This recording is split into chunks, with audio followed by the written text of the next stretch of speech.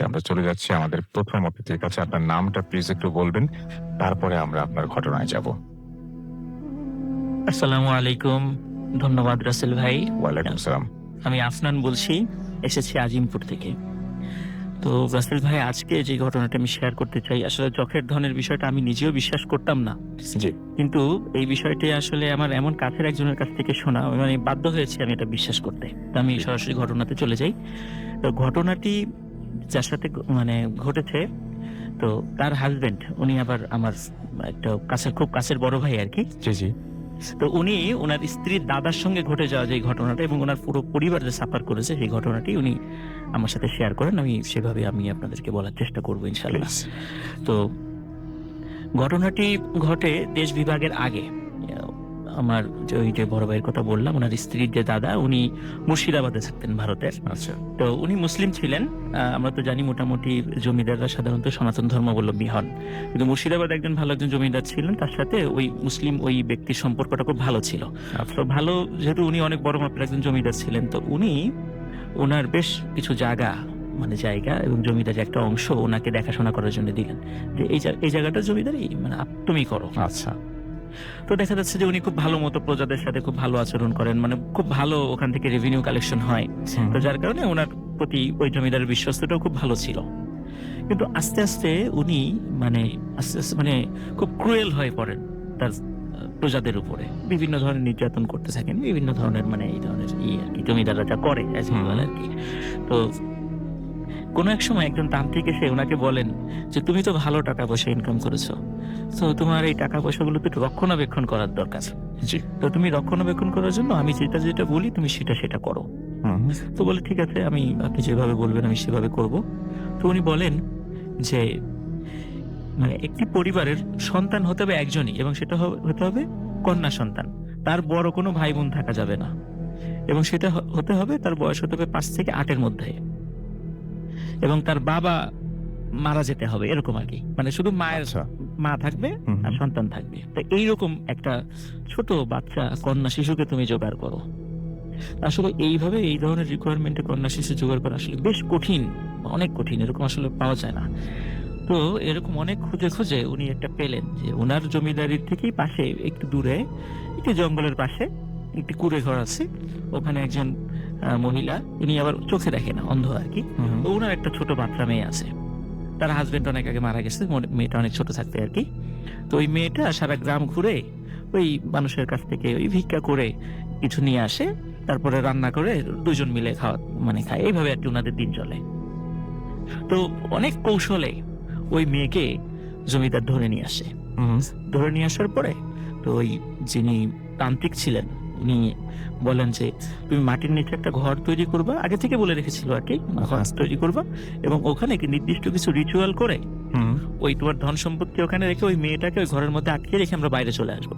আচ্ছা। এবং ওই মেয়েটা ওখানে কান্নাকাটি করতে করতে মারা যাবে।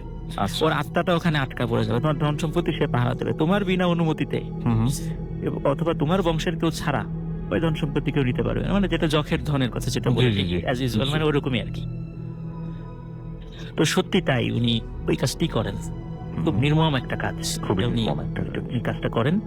তো কাজ করার পরে প্রথম দিকে খুব বেশি অল্প কয়েকদিন কোনো সমস্যা হয়নি, কিন্তু ওই যেই মা যে অন্ধ, তো ওনার তো খুবই করুণ কষ্ট হয়ে গেল আরো বেশি। উনি যখন জানতে পারলেন যে জমিদার তার কন্যার সাথে এই ধরনের একটা ঘটনা ঘটিয়েছে, উনি সমস্ত গ্রাম ঘুরে খুব কান্নাকাটি করতেন, প্রত্যেকের বাড়িতে যেতেন যে জমিদার এরকম একটা কাজ করলো, আমার এত বড় একটা ক্ষতি করলো, আল্লাহ কি এর বিচার করবে না?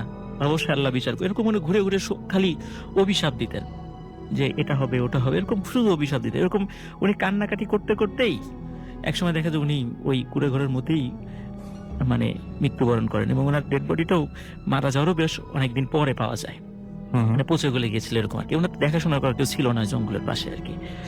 তো কিছুদিন পরে, মাসখানেক পরে, জমিদার উনি নতুন নতুন কিছু ঘটনা ওনার সাথে ঘটতে থাকে। সেটা কেমন?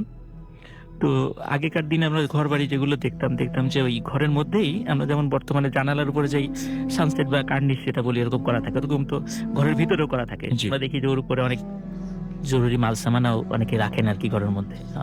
এখন ওরকম তো যদিও দেখা যায় না। তো উনি রাতের বেলা খেয়াল করতেন যে কে যেন ওই কার্নিশের ওই উপরে জি। ছোট আকৃতির একটা কালো ছায়ামূর্তি যেন হু হু হু করে কান্নাকাটি করছে। আচ্ছা। তো উনি প্রথমে মনে করছে হয়তো স্বপ্ন দেখছেন, ভুল মানে দুঃস্বপ্ন দেখছেন, কিন্তু না, উনি সম্পূর্ণ জাগ্রত অবস্থায় সেটা দেখছেন। যখনই বলতেন কে, কে বলার সাথে সাথে কোনো শব্দ নাই, এরকম হু হু করে কান্নাকাটি হতো। কিন্তু যখন আলো দিতেন, আলো জ্বালাতেন, তখন আবার এটা চলে যেত, তখন কিছু ছিল না। আচ্ছা। এরকম বেশ কয়েকবার ঘটনা ঘটতেছে। উনি প্রথমে মনে করে হয়তো বা ওনার ভুল হচ্ছে, কোনো ভুল হচ্ছে। এর কিছুদিন পরে কি হলো, উনি আবিষ্কার করলেন ওই ছায়ামূর্তিটি আসলে নিচে নেমে এসেছে। নিচে নেমে এখন তার পায়ের কাছে বসে কান্নাকাটি করে, ওরকম ঠিক একইভাবে হু হু করে কান্নাকাটি করে।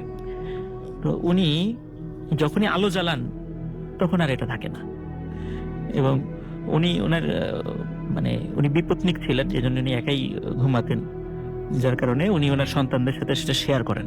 জি। এই যে এই ব্যাপার, বলে যে এটা কিছু না, এটা বাবা তোমার মনের ভুল হচ্ছে। তো এর মধ্যে কি হয় সেটা হচ্ছে ওনার জমিদারিতে মানে বেশ কিছু সমস্যা সৃষ্টি হয়। যেমন যেই ফসলগুলো যেখান থেকে উনি ভালো রেভিনিউ কালেকশন করতেন, সেটা হঠাৎ করে মানে অদ্ভুত ভাবে সেখানে পোকা লেগে সেটা নষ্ট হয়ে যায়, এবং ওনার ওই জমিদারি অংশে কোনো এক বলতে পারেন যে খুবই একটা মন্দা চলা শুরু করে। তখন কি করে, এই অবস্থায় যখন উনি রেভিনিউ কালেকশন করতে পারছিলেন না, তখন যেই জমিদার ওনাকে জমিদারিটা দিয়েছিলেন, তখন উনি ওটা ওনার কাছ থেকে কেড়ে নিয়ে আরেকজনকে দিয়ে দেন, কারণ ওই জমিদারকেও তো ব্রিটিশদের কাছে একটা রেভিনিউ দিতে Right. হবে। হুম। উনি বাধ্য ছিলেন সেটাই করতে। তো ইতিমধ্যে আবার দেশ ভাগ হয়ে যায়। যখন উনি জমিদারি হারিয়ে ফেলেন, তখন উনি খুব একরকম নিঃস্বই হয়ে পড়েন আর কি। কারণ ওনার সম্পত্তি তো উনি মনে করছেন জমিদারি দীর্ঘদিন থাকবে, কারণ ওনার সম্পত্তি আবার উনি ওখানে রেখে দিয়েছেন। কিন্তু যখন ওনার জমিদারি চলে যায়, তখন কিন্তু ওই জমিদার ওনাকে আর ওই বাড়িতে থাকতে দেননি, বের করে দিয়েছেন। আচ্ছা, সেখানে তো আর ওই সম্পত্তি উদ্ধারের কোনো প্রশ্নই আসে না। রাইট। তখন একরকম শূন্য হাতেই উনি দেশ বিভাগের পরে ওনার মানে ছেলে এবং মেয়েদেরকে নিয়ে উনি চলে আসেন বাংলাদেশে। এবং মানে আমার যে জেলা, আমি তো রাজবাড়ির বাসা, আমার হোম ডিস্ট্রিক্ট রাজবাড়ি। তো রাজবাড়িতে চলে আসেন, রাজবাড়ির একটা উপজেলা, পাংশা উপজেলা যেটা, সেখানে উনি জি। মানে বসবাস শুরু করেন। কিন্তু অদ্ভুত ব্যাপার ওনার সাথে যেটা ঘটতে থাকে সেটা হচ্ছে যে এই যে এরকম পায়ের কাছে বসে থাকা, সেটাও কিন্তু চলতে থাকে। তো উনি একদিন, এটা উনি পরিবারের সাথে শেয়ার করতেন যে এই ধরনের ঘটনা ঘটছে, পরিবারের লোকজন ওইভাবে বিশ্বাস করতো না। একদিন উনি পুকুর ঘাটে গোসল করতে চান। গোসল করতে যাওয়ার পরে তো বাড়ির লোকজন অনেকক্ষণ ধরে ওনার কোনো খবর পায় না, যে কি ব্যাপার, অনেকক্ষণ হলো গোসল করতে গেছে, আসছে না কেন। পুকুর ঘাটে খোঁজ নিতে যখন ওনার যান, তখন দেখেন যে ওনার লাশটা ভাসছে পুকুরে। তো উনি তো সাঁতার জানতেন, তো হঠাৎ কিভাবে মারা গেলেন, আর পুকুরটা অত গভীর না যে উনি ওইভাবে আর কি ডুবে মারা যাবেন। তো ওনার লাশটা যখন নিয়ে আসা হয়, আসল ভাই অদ্ভুত ব্যাপার, ওই ওনার পায়ের কাছে, ঠিক পায়ের গোড়ালির কাছে মনে হচ্ছে যে মানে ছোট হাত, দুই হাত ধরে কে যেন ওনার পায়ের গোড়ালির কাছে খুব চেপে ধরেছিল, মনে হচ্ছে চেপে ধরেই পানির নিচে নিয়ে গেছে, এবং ওই পানির নিচে নেওয়ার পরে ওই কারণে উনি মারা গেছেন। তো ওই যে পায়ের কাছে যেই ওনার পায়ের কাছে যে হাতের ছাপ, এটা স্পষ্ট ছিল, যারা দেখেছেন আর কি বলছেন যেটা ছোট কোনো বাচ্চার হাতের ছাপের মতো। তো ঘটনা যদি এখানে শেষ হতো তো ভালো হতো। আসলে ঘটনার যেই সূত্রপাতটা অনেকটা মানে তার পরিবারের সাথে যেটা ঘটে সেটা এখন থেকেই শুরু হয় আর কি। উনি তো মারা গেলেন, তো ওনার যারা ছেলে সন্তান ছিল এবং 3 মেয়ে ছিল, ছোট 3 মেয়ে ছিল। তো এনাদের এই 3 মেয়ের যখনই কেউ বিবাহ উপযোগী মানে এই ধরনের বয়সে যখন পৌঁছায়, অদ্ভুতভাবে সে সুইসাইড করে। আচ্ছা। এবং তার 3 মেয়েই মানে কোনো কারণ ছাড়া, কোনো ঝগড়াঝাটি ছাড়াই, মানে বিয়ের কথা হয়, হঠাৎ করে দেখা যায় ওনারা গলায় ফাঁস দিয়ে আত্মহত্যা করেছেন। এর কোনো কারণ কেউ বলতে পারে না, যে কি কারণে, কি ঝগড়া হয়েছিল, কিছুই না, কিন্তু আত্মহত্যা করেছে। এরপরে যেটা হয় যে এই তিনজন মেয়ে তো মারা গেল, সুইসাইড করলো। ওই ওনার যে ছেলে সন্তানরা ছিল তারাও তো বিয়ে করেছে, তাদেরও সন্তান হয়েছে। দেখা যাচ্ছে ওনাদের যে সন্তানরাও হয়েছে, তাদের ভিতরে কন্যা সন্তান যারা ছিল, এরাও যখন ওই বিবাহ উপযোগী বয়সে পৌঁছায়, বিবাহের কথাবার্তা শুরু হয় বা এরকম কিছু শুরু হয়, তখন তারাও ওই ফাঁস দিয়ে আত্মহত্যা করে। জি, তো এখন দেখা যাচ্ছে যে এরকম চলতেই থাকে। তো ওনার যারা আত্মীয় স্বজন ছিল, তারা বেশ ভালো, যারা পরহেজগার ব্যক্তি, ওনাদের সাথে যোগাযোগ করেছিলেন যে আসলে এটা কেন হচ্ছে। তো ওনারা বললেন আসলে এটা অভিশাপের ফল, এটা অভিশাপের কারণে হচ্ছে। তো বলছি এটা অভিশাপ কাটানোর উপায় কি? কিন্তু ওনারা বলছে আপনি আল্লাহর কাছে দোয়া করেন, স্বয়ং আল্লাহ তাআলা এটা সমাধান করতে পারেন, কিন্তু আল্লাহ তাআলা কখন করবেন এটা আল্লাহই ভালো জানেন আর কি। তবে অবশ্যই করবেন, কারণ একজনের অপরাধে তো আরেকজন শাস্তি পাবে না। তো ওনারা এটাও বলে দিলেন যে এটা হবে 7-এর গুণিতক, মানে 1 থেকে 7 পর্যন্ত সবাই মারা যাবে। যদি 8 জনের বিয়ে হয়, তার সন্তানাদি হয়, তার মানে অভিশাপটা কেটে গেছে। আচ্ছা, কিন্তু দেখা যায় 8 জন যখন 8 নম্বর জন ওই পরিবার থেকে মারা গেল কন্যা সন্তান, তার মানে হচ্ছে এটা 14 জন পর্যন্ত যাবে। আচ্ছা, যদি দেখা যায় 14 জন মারা গেছে, 15 জনের বেলায় 15 জনও মানে যদি মারা যায় তাহলে বুঝতে হবে সেটা 21 জন পর্যন্ত যাবে। এরকম যদি দেখা যায় 22 জনের যদি বিয়ে হয়ে যায় স্বাভাবিকভাবে, তাহলে মানে বুঝতে হবে এটা শেষ। তো আমি যে বড় ভাইয়ের কথা বললাম যে ওনার যে স্ত্রী, উনি হচ্ছেন 29 নাম্বার জন, মানে 28 জনের পরে। আমার এই বড় ভাই যখন ওই কলেজে পড়তেন তখন ওই ভাবিকে উনি পছন্দ করেন, কিন্তু ভাবিকে যখন বিয়ের প্রস্তাব দেন ওই ভাবি কিছুতেই রাজি হচ্ছিলেন না। তো অনেক মানে রিকোয়েস্ট করার পরে ওই ভাবি তখন বললেন যে ওনাদের পরিবারের সাথে এই একটা ঘটনা আছে, যে উনি 29 নাম্বার, যদি উনি মারা যান অযথা, মানে উনি খুব শঙ্কিত ছিলেন হয়তো উনিও মারা যাবেন। স্বাভাবিক। তো মানে অলরেডি 28 জন মারা গিয়েছেন একটা ফ্যামিলির, একটা পরিবারের, এই অভিশাপের কারণে হোক আর যে কারণে হোক, আল্লাহ পাক ভালো জানেন, বাট মারা গেছেন। এবং 29 নাম্বার, এবং ঠিক এই বিয়ের আগ দিয়েই আপনি যেটা বলছেন খুব রহস্যজনক ভাবে তারা সুইসাইড করেন। তো ন্যাচারালি তারও অনেক ভয় থাকার ওরও কথা। অনেক ভয় থাকে। তবে যেই ভাইয়ের কথা বললাম আর কি, আমার এক বড় ভাই, তো উনি বললেন যে যাই হোক হবে, আমি এটা দেখে নিতে চাই। তো অদ্ভুত ব্যাপার যে আল্লাহর অশেষ রহমত, ওনাদের বিয়েটা হয়। এবং বিয়ে হওয়ার পরেও ওনাদের আর্থিক অবস্থা ভালো ছিল। ওনারা স্বামী স্ত্রী উভয়ই হজ করে আসেন। পরবর্তীতে ওনারা বর্তমানে সৌদি আরবে আছেন, ওনাদের একটা বেবিও হয়েছে, ওনারা খুব ভালো আছেন, এখন অভিশাপটা কেটে গেছে। আলহামদুলিল্লাহ, আর সেটা খুব ভালো একটা খবর। এবং এখনো পর্যন্ত মানে সেই জন্য এই ঘটনাটা জানতে পারলাম আমরা, আদারওয়াইজ এই ঘটনাটা কেউ বলার মতোই থাকতো না। মানে এটা মর্মান্তিক একটা তবে ঘটনা। মজার বিষয় রাসেল ভাই, ওই যে বড় ভাইয়ের কথা বললাম যে উনি ওকে বিয়ে করবেন কি করবেন না, হুম। এই বিষয়টা কিন্তু আমার সাথে শেয়ার করেছিল।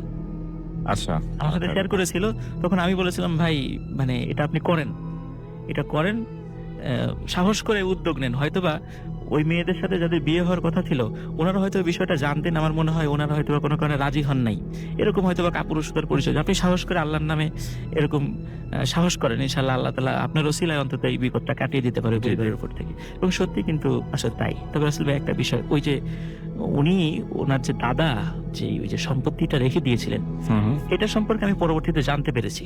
সেটা হচ্ছে যে অনেক অনেক গ্রামের লোক জানতেন যে ওই পুরাতন ওই জমিদার বাড়িতে ওই সম্পত্তি গেড়ে রাখা হয়েছিল।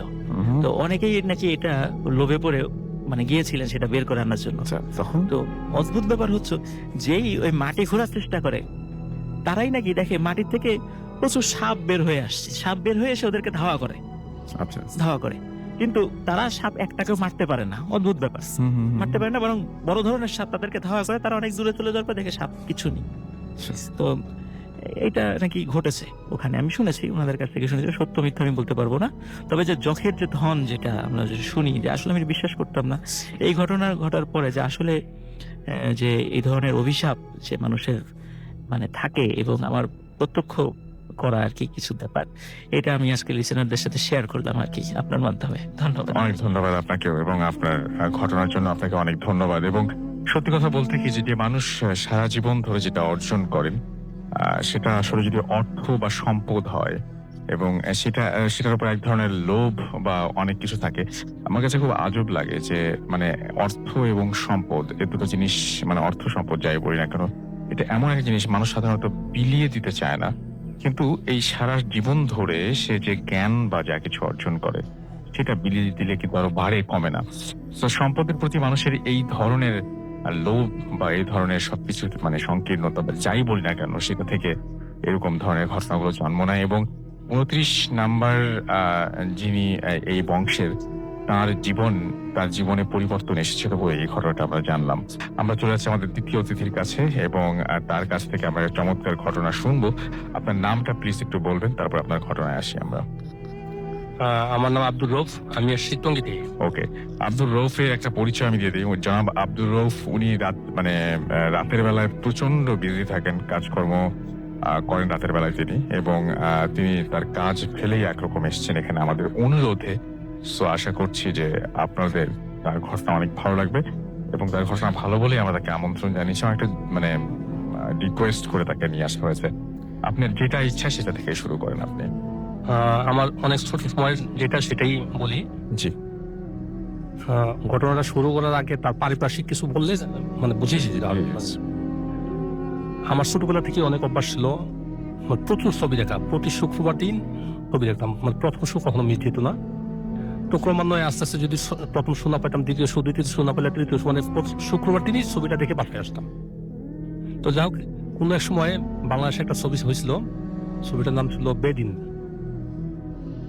তো আমার বাসা ছিল তখন তেজগাঁয়ে, বাড্ডাতে।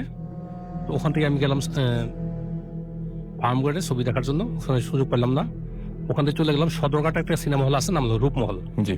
তো ওটাতে গিয়ে লাইন ধরলাম, প্রথম শো পেলাম না, দ্বিতীয় শো পেলাম না, তৃতীয় পেলাম না, এভাবে গিয়ে লাস্ট যেটা টিকিট পেলাম রাত 9টা থেকে 12টা। তো সেটা দেখলাম, দেখার পর মাঝখানে বিদ্যুৎ চলে গেছিল, ছবি শেষ হয়েছে প্রায় 1:30 বা 2টার মতো বেজে গেছিল। তো ওখান থেকে বের হইলাম, বের হওয়ার পর কোনো রিক্সা নাই, কোনো কিছু নাই। তো ওখান থেকে বের হলাম, বের হয়ে আসলাম, হেঁটে যাওয়া শুরু করলাম। তো রূপমহল সিনেমা হল থেকে বের হয়ে সামনে আসলে ভিক্টোরিয়া পার্ক থেকে সামনে আসলে কোর্ট থেকে আর একটু সামনে আসলে রাজশাহ বাজার। তো রাজশাহ বাজারের মোড়ে যখন আসলাম, তখন হঠাৎ করে কোথায় যেন এক পাগল আসলো, এসে আমার সামনে বলতেছে দাঁড়া, তোর পকেটে সিগারেট আছে, ওখান থেকে আমার একটা সিগারেট দিই। তো আমি আর কোনো দ্বিধাবোধ করলাম না, তা আমার পকেট থেকে একটা সিগারেট বের করে তাকে দিলাম এবং আগুনটা ধরা দিলাম। ধরা যায় সামান্য হয়তো 50 গজ সামনে গেলাম, একটা রিক্সা পেলাম। জি। তো রিক্সায় চড়লাম, রিক্সা চড়ে রিক্সাওয়ালার সাথে বিভিন্ন কথা বলতে বলতে আসতেছি। তো আসলাম বিজয়নগর মোড়, বিজয়নগর থেকে কাকরাইল হয়ে শান্তিনগর হয়ে ওই রিক্সাওয়ালা রামপুরা বাজারে এসে বলে আর যাবে না। তো আমার কিছু করার নেই। তো ওকে যতটুকু ভাড়া ওর সাথে চেষ্টা করা হয়েছে ততটুকু তাকে মিটাই দিয়ে রামপুরা বাজার থেকে আমি হেঁটে আসা শুরু করলাম। তখন কিন্তু আপনারা জানেন, যারা অনেক বয়স্ক আছেন তারা হয়তো জানেন, রামপুরা রুটটা তখন নতুন তৈরি করা হয়েছিল, যেটা রামপুরা ব্রিজ থেকে বিশ্ব রোড পর্যন্ত তখন নতুন মাটি ফেলেছিল, লাল মাটি। আর রামপুরা ব্রিজের অল্প একটু সামনেই একটা বিশাল বড় বট গাছ। তা আমি রামপুরা ব্রিজের কাছে এসে আর একটা সিগারেট ধরাইলাম, একটা সিগারেট ধরাবো, ঠিক ওই টাইমে ওই পাগলটা কোথায় জেনে আইসা বলতেছে, তোকে তো নিষেধ করলাম রাঁচি যাওয়ার জন্য, তুই আবার রওনা দিতেছস, আর আইসা পড়ছে যেহেতু সাবধানে যাইস। তো বিশ্বাস করবেন, তখন কিন্তু রামপুরা ব্রিজের ওঠার জন্য সরাসরি কোনো রোড ছিল না। একটা উত্তর পাড়ে ছিল একটা বাঁশের সাঁকোর মতো, আর দক্ষিণ পাড়ে ছিল একটা কাঠের স্লিপার, যেটা দিয়ে উঠতে। তো আমি কাঠের স্লিপারটা পার হয়ে উঠলাম রামপুরা ব্রিজটা পার হয়েছিলাম, আবার বাঁশের সাঁকো দিয়ে এপারে আসলাম। তো ব্রিজে ওঠার আগেই আমি একটা যেহেতু ওই পাগলটা বলছিল সাবধানে যাইস, সেই জন্য একটা লাঠি জোগাড় করে নিয়েছিলাম। আচ্ছা। লাঠি জোগাড় করে নিয়ে এইবার আসলাম। আসার পর সিগারেটটা টানতে টানতে কিছু দূর যাওয়ার পর হঠাৎ করে বৃষ্টি আবার শুরু হলো। বৃষ্টি শুরু হতে আমি দৌড় দিয়ে গিয়ে ওই বট গাছের নিচে দাঁড়ালাম। আচ্ছা। বট গাছের নিচে দাঁড়ানোর পর তো হাতে যে সিগারেটটা ছিল ওটা বৃষ্টির ফোঁটা মনে পড়ছিল, তো ভিজে গেছিল মেবি। তা আমি চেষ্টা করছিলাম ওটা টেনে ওটাকে আবার সজীব করার জন্য। তো যখন একটু সজীব হয় না, তখন ওটাকে ফেলে দিলাম। ফেলে দিয়ে আমি কিছু দিকে তাকায় দেখি অনেকগুলো কুকুর আমাকে ঘেরাও করে ধরছে এবং মুখ দিয়ে গড় গড় আওয়াজ করতেছে। তো আমি কি করলাম, দূর যাই জানি ওরে বুকে ফু দিলাম। আর আমরা যে এটা কমন একটা দোয়া পড়ি, লা ইলাহা ইল্লাল্লাহ, এটা পড়ে একটু পড়ি, আর লাঠিটা দিই কুকুরকে মারার জন্য। কুকুরগুলো একটু পিছনে যায়, আমি আবার একটু আগাই। এই করতে করতে কিছু দূর যাওয়ার পর হঠাৎ করে কুকুরগুলো ভ্যানিশ হয়ে গেলো। আর আমি ওটা টেনশন করে নেই, আর একটু আগানোর পর ওই যেটা এখন যেটা বর্তমানে মেরুল বাটার কাছাকাছি, প্রায় কাছাকাছি এসে গেছি। ওটা আমি হঠাৎ করে একটা দমকা বাতাস আসলো, দমকা বাতাস এসে আমাকে রাস্তায় ফেলেছে। কাদার মধ্যে আমি টালমাটাল হয়ে পড়ে গেলাম। তো যখন আমার হুশ ফিরল, তখন দেখতেছি আমার বুকের মতো কি যেন বসে আছে এবং আমার মাথাটা মাটির মধ্যে, কাদা মাটির মধ্যে দাবানোর চেষ্টা করতেছে। তা আমি অনেক চেষ্টা করতেছি, উঠতে পারছি না। এক সময় আমি তাকে ঘুষি দেওয়ার চেষ্টা করলাম, এবং প্রতিটা ঘুষি মনে হয় যে কোনো একটা তুলার বস্তার মধ্যে গিয়ে লাগতেছে। যতই চেষ্টা করছি, তো ওর সাথে দশটা এক পর্যায়ে আমি বেহুশ হয়ে গেছি। আচ্ছা। বেহুশ হয়ে গেছি কখন, সেই সময়টা যে কখন তাও আমি নিজের বলতে পারবো না। তো সকাল যখন আমার হুশ হয় তখন আমি দেখি ওই যে জেলে পাড়া যেটা মেরুল ওর কোনার মধ্যে একটা জায়গায় একটা দোকান ছিল, ওই মুদি দোকানের সামনে আমাকে শোয়া রাখছে মানে। আমি উঠে দেখলাম অনেক লোকজন জড়ো হয়ে আছে আমাকে দেখতেছে, তার মধ্যে দু চারজন পরিচিত ছিল, যেহেতু আমি তখন দক্ষিণ বাড়িটা থাকি। তো ওরা জিজ্ঞেস করছিল কি রে দোস্ত কি হয়েছে, কোথায় থেকে আসলি? তো আমি আর কিছু কাউকে কিছু না বলে দ্রুত চলে যাই বাড়িতে। আচ্ছা, এই ছিল আমার ঘটনা। ওকে, আপনার নামটা প্লিজ আরেকবার বলবেন এবং তারপর আপনার ঘটনায় যাব আমরা। আসসালামু আলাইকুম লিসেনার্স, আফনান এগেইন। তো এখন যেই ঘটনাটি শেয়ার করতে চাচ্ছি, তো এই ঘটনাটি রাজবাড়ী জেলার বিনোদপুর এলাকায় ঘটে যাওয়া ঘটনা। যারা রাজবাড়ী জেলার লোক যারা শুনছেন তারা হয়তো বা এলাকাটি নাম অবশ্যই জেনে থাকবেন। তো আমি সরাসরি ঘটনাতে চলে যাচ্ছি। ঘটনাটির সময়টা ছিল 1998, যখন 98 যে বন্যার যে সময়টা চলছিল ওই সময়ের যে ঘটনা। তখন আমি বিনোদপুর একটি মাদ্রাসা রয়েছে, আমি সেই মাদ্রাসারই ছাত্র ছিলাম। তো আমাদের মাদ্রাসার যেহেতু অ্যাকোমোডেশন ব্যবস্থা ওই সময় অতটা ভালো ছিল না, তখন বেশ কিছু ছাত্ররা মসজিদেই ঘুমাতো। ওই মসজিদে যিনি মুয়াজ্জিন সাহেব ছিলেন উনিও একসাথে আমরা ঘুমাতাম আর কি।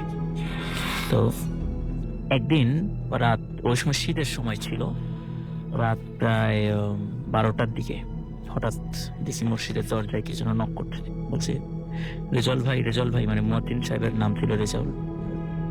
তো বলছে রেজাউল ভাই দরজাটা একটু খোলেন। তখন উনি ঘুম থেকে উঠে দরজাটি খুললেন। খোলার পরে দেখলাম তারই পরিচিত লোক, প্রতিবেশী আর কি।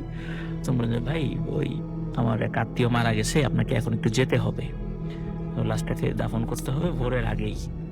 তো ভোরের আগে কেন, এত তাড়াহুড়া কেন? বলে সেটা পরে বলবো, আপনি এখন আমাদের সাথে একটু চলেন।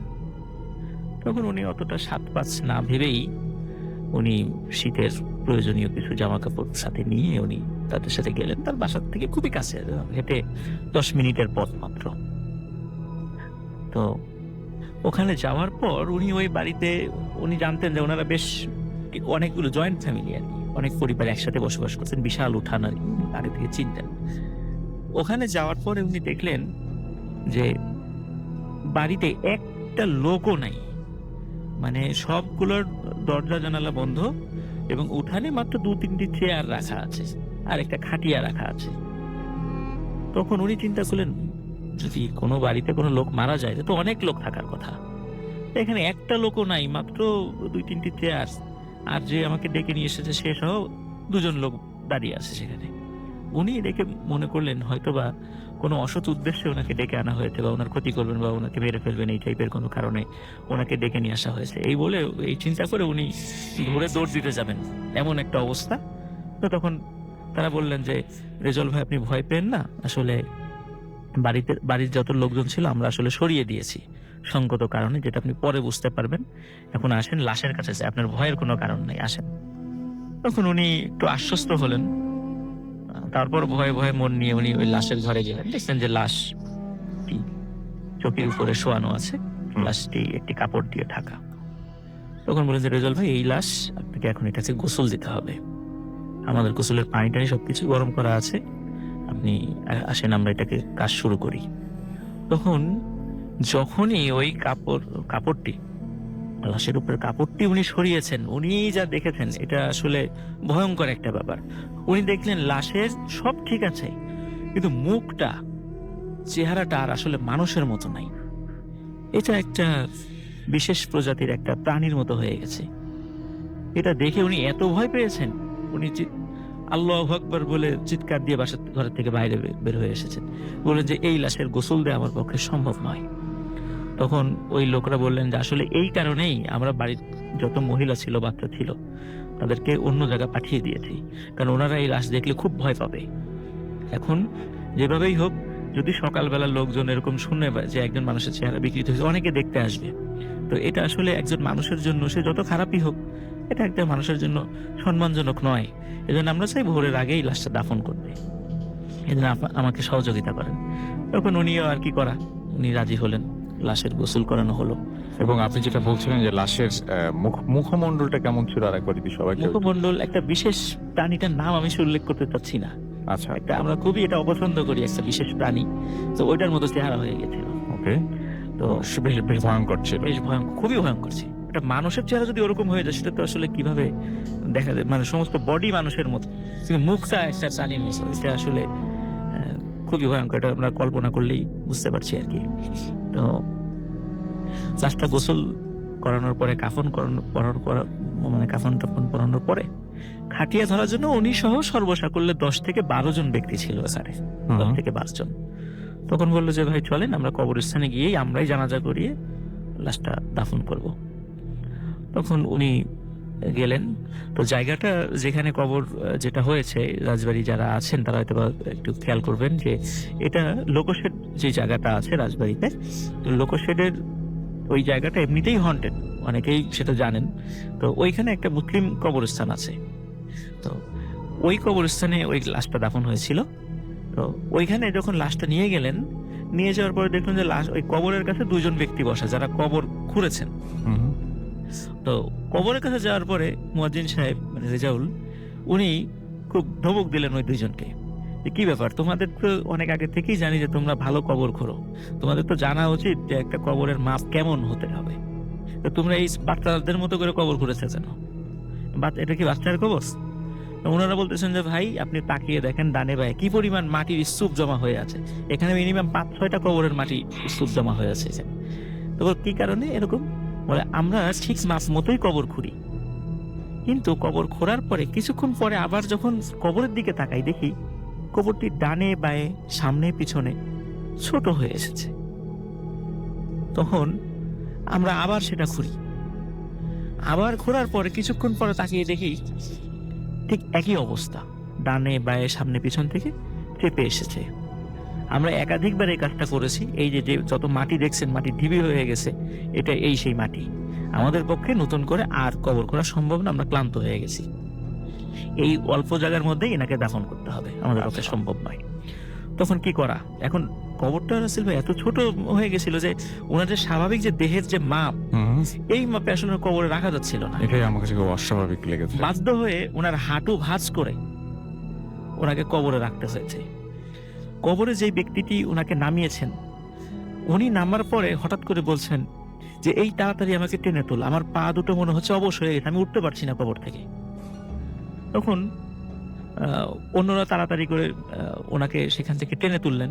টেনে তোলার পরে উনি অনেকক্ষণ মানে হাঁটতে মানে পা ওরকম মানে একটা অবশ হওয়ার মতো অবস্থা ছিল, অনেকক্ষণ হাঁটতে পারেননি। তো যাই হোক, ওনার পাটা ঠিক হওয়ার পরে তারপর সেখানে কবরের উপরে প্রথমে বাঁশ দেয়া হয়। বাঁশ দেওয়ার পরে যখনই একটা চাটাই বিছানো হয়েছে, তখনই হঠাৎ করে ভিতর থেকে মট মট মট মট আওয়াজ শুরু হয়ে গেছে, মনে হচ্ছে হাড় ভাঙার আওয়াজ। তো ওই আওয়াজ যখনই ওই আশেপাশে যারা ছিল, ওই কবর যারা দিচ্ছিল, যখনই তাদের কানে এসেছে, ওনারা ভয় পেয়ে সবাই যে যার সর্বশক্তি নিয়ে দৌড়ে অনেক দূরে সরে গেছে। তো ওই যে মুয়াজ্জিন সাহেবের কথা বললাম, উনিও খুবই ভয় পেয়েছেন, ভয় পেয়ে উনিও দূরে সরে গেছেন। কিন্তু উনি চিন্তা করছেন এখন উনিও যদি ভয় পান তাহলে তো আসলে একজন লোক ওখানে থাকবে না কবরের মাটি দেওয়ার মতো।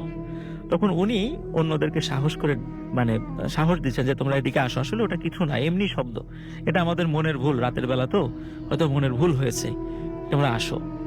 তো তারপরে সবাই আসলেন। আসার পরে দ্রুততার সাথে কবরটা দেওয়ার পরে সবাই চলে গেলেন। চলে যাওয়ার পরে রাসেল ভাই পরবর্তীতে যেটা আমি জানতে পেরেছি যে সেটা হচ্ছে যে এই ব্যক্তিটি উনি যার কবরটা দেওয়া হয়েছিল আর কি, উনি ব্ল্যাক ম্যাজিক প্র্যাকটিস করতেন এবং ওনার সন্তান যারা ছিল শিশু বয়সেই সন্তানরা মারা যায় এবং ওনার স্ত্রীও মারা যান, এবং ওনার স্ত্রী মারা যাওয়ার পরে উনি আর বিবাহ করেন নাই, এবং উনি বিভিন্ন লোক ব্ল্যাক ম্যাজিকের জন্য তার কাছে আসতো, তো উনি সেগুলো করে দিতেন। তো আমরা এই ঘটনাটি একজন বর্তমানে ওই শবযাত্রার সাথে যে 10-12 জন ছিল এর ভিতরে একজন ব্যক্তি এখন পর্যন্ত জীবিত আছেন। উনি বিনোদপুর হাফেজিয়া মাদ্রাসার ওই মসজিদের মুয়াজ্জিন সাহেব, তার নাম রেজাউল। যারা এই ঘটনার মানে যদি সত্যতা যাচাই করতে চান, সেক্ষেত্রে রাজবাড়িতে বিনোদপুর এলাকার ওই বিনোদপুর হাফেজিয়া মাদ্রাসার মসজিদের মুয়াজ্জিন সাহেব এখনো জীবিত আছেন, ওনাদের কাছ থেকে এই ঘটনাটা আসলে সত্যতা যাচাই করতে পারেন। তো এখানে রাসেল ভাই আসলে এই যে ব্ল্যাক ম্যাজিকের যে ব্যাপারটা, আসলে আমরা অনেক সময় দেখা যাচ্ছে ব্ল্যাক ম্যাজিকের সহযোগিতাও করি পরোক্ষভাবে, কিন্তু আসলে এর পরিণতিটা যে কি এটা আসলে কিন্তু আল্লাহ তাআলা দুনিয়াতেই অনেক সময় দেখিয়ে দেন আমাদেরকে সতর্ক করে। ধন্যবাদ রাসেল ভাই। এটা এবং এটা মানে যারা প্র্যাকটিস করেন বা যাদের এর প্রতি আগ্রহ আছে তাদেরকে আসলে মানে উৎসাহ দেওয়ার তো কোনো কারণই নাই। আমরা আমরা মানে কি বলবো যে আমরা খুব হার্ডলি আমরা নিষেধ করব, মানে আমরা খুবই নিষেধ করবো খুব মানে এই ধরনের কোনো কিছুতে না যাওয়া। এবং মানে এটার পরিণতি খারাপ হোক আর ভালো হোক, এটা নিষিদ্ধ জিনিস আমরা কেন প্র্যাকটিস করব, সেটাই সেটাই আমাদের কাছে সবার কাছে কাম্য। এবং আশা করছি এই ঘটনা আপনাদের অনেক ভালো লেগেছে। আমরা চলে যাব আমাদের পরবর্তী ঘটনা। ইন দ্য মিন টাইম আপনারা আমাদের SMS করুন, এবং SMS করতে হলে মোবাইলের মেসেজ সঙ্গে টাইপ করতে হবে ফুর্তি, FORTI ফুর্তি, স্পেস দিয়ে লিখতে হবে আপনার নাম, স্পেস দিয়ে আপনার মেসেজ পাশে দিতে হবে 9840 নাম্বারে। আমাদের ইমেল অ্যাড্রেস হচ্ছে bhutbasam@furti.fm, which is BHWTFM@radio.FORTI.FM। আপনার নাম, ঠিকানা এবং ফোন নাম্বার সহ আপনার জীবনে ঘটে যাওয়া বা আপনার জানা সেরা ঘটনা লিখে পাঠিয়ে দিন আমাদেরকে। এবং ঘটনার শুরুতে অবশ্যই উল্লেখ করুন যে এই ঘটনাটি আপনি স্টুডিওতে এসে শেয়ার করতে চান, নাকি আপনি চান আপনার ঘটনা আমরা পড়ে শোনাই। আমরা SMS পড়বো কিছু। সিয়াম আমাদের SMS করেছেন, দেখতে পাচ্ছি যে মুস্তাফিজুর রহমান, এছাড়াও আমাদেরকে SMS করেছেন অফি গাজীপুর থেকে।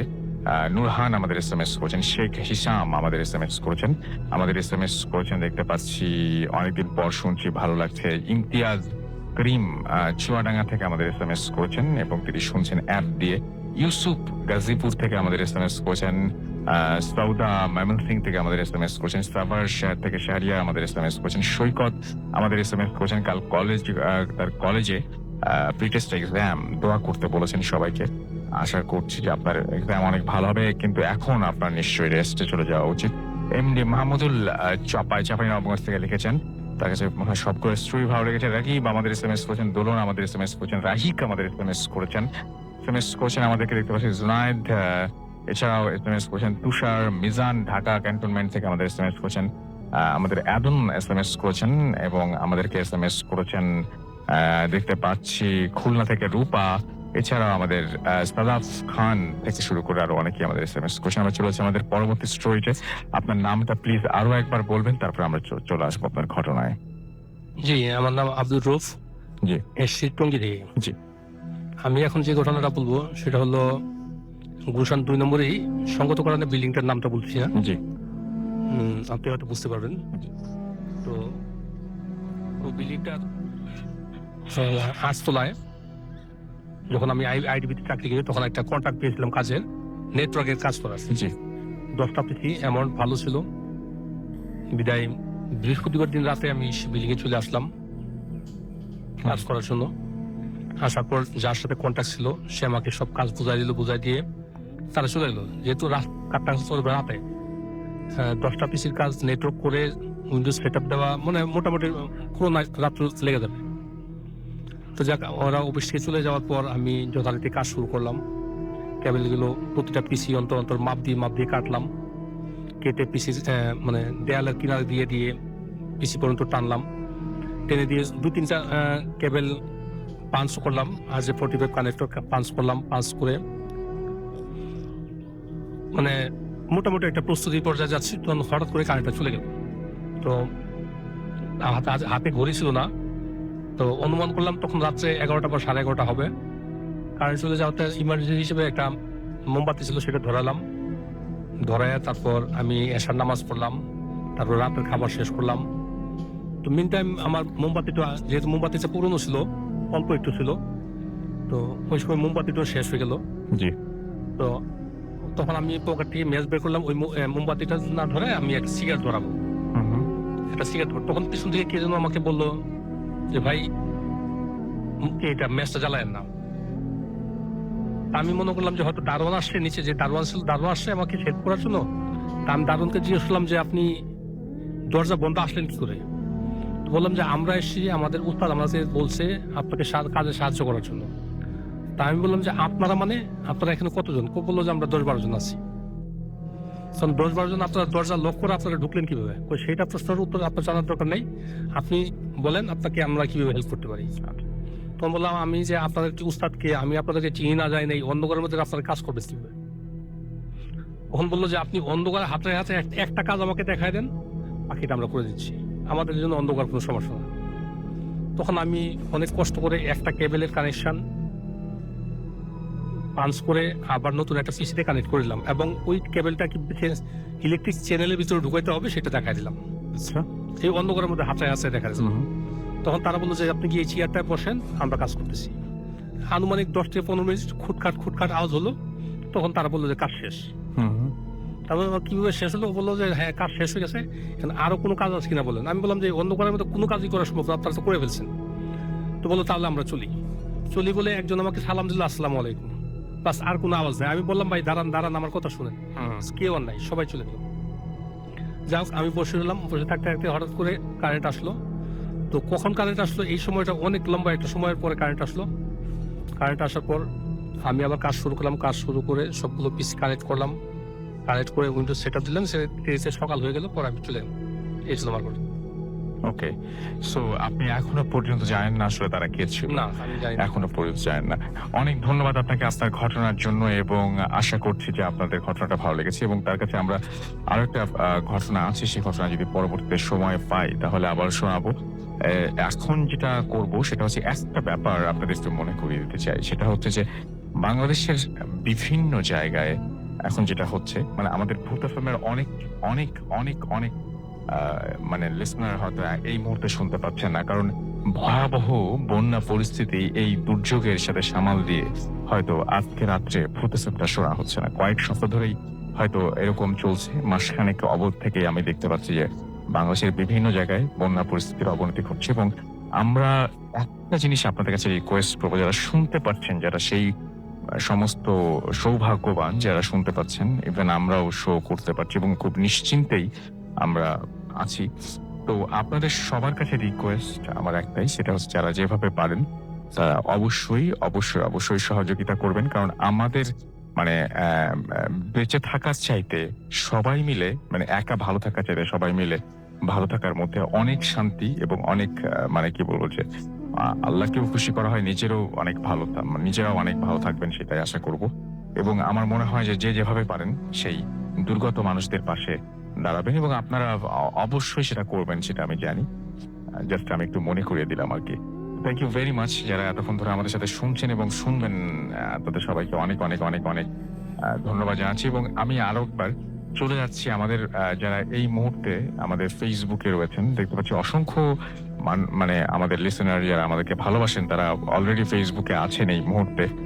অনেকদিন পর শুনছেন। হৃদয় কাইয়ুম আমাদের সাথে আছেন, অর্থহীন বালক আমাদের সাথে আছেন, এবং অনেক আগে থেকে তিনি শোনেন, তাই লিখেছেন। বরিশাল থেকে তিনি লিখছেন। জেরিন তাসনিম সামিয়া লিখেছেন I love Bhoot FM.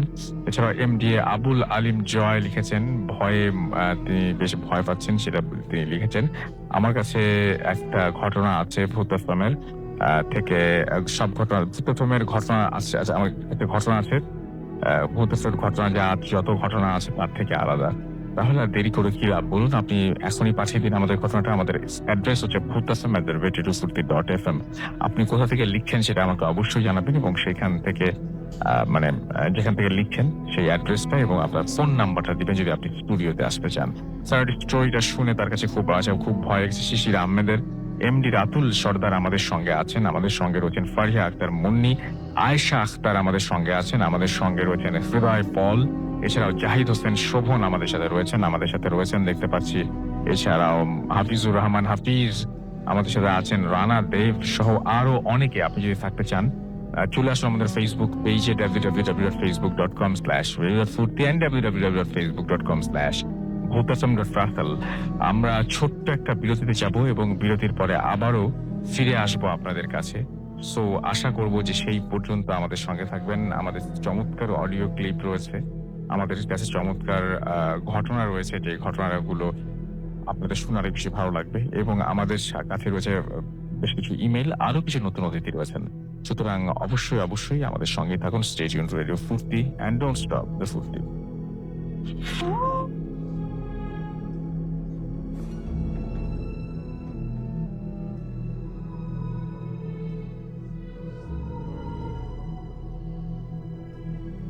Hello Rasel ভাইয়া, আসসালামু আলাইকুম। আমি আপনাদের একজন নিয়মিত শ্রোতা, প্রায় প্রতিটি এপিসোডই আমার শোনা হয়েছে। তো this is the first time I am spending any recording, so আশা করি ভালো লাগলে শোনাবেন। ঘটনাটি ঘটে ভারতের আসামে। একজন টেলিকম ইঞ্জিনিয়ার যিনি বাংলাদেশের একটি বহুজাতিক কোম্পানিতে কর্মরত আছেন, উনি ঘটনাটি আমার সাথে শেয়ার করেছেন। আমি কোম্পানিটির নাম বলছি না, because it's a very renowned company and সবাই এটা চেনে। তো এনিওয়ে, উনি আসামে যখন ওনার পোস্টিং ছিল, তো ওখানকার একটি ইনফ্লুয়েন্সিয়াল লোক তার ছেলের চাকরির জন্য একটি সিভি শাহাদাত ভাইকে ফরওয়ার্ড করে। তো ছেলেটি রেগুলার ইন্টারভিউ, রিটেন টেস্ট, সব রেগুলার প্রসেস ফলো করে ছেলেটার চাকরি হয়।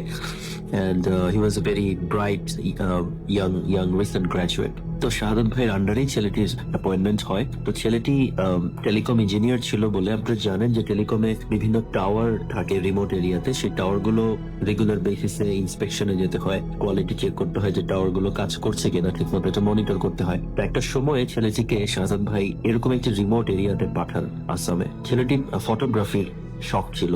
তো যাওয়ার আগে শাহাদাত ভাই ওনাকে বলে যে তুমি যখন যাচ্ছ তোমার ডিএসএলআরটা নিয়ে যেও, কাজের ফাঁকে ওখানে তুমি ফটোগ্রাফিটা করতে পারো, কিছু সিনারি আছে সুন্দর, সো তুমি ওখানে ছবি তুলতে পারো, so take your DSLR with.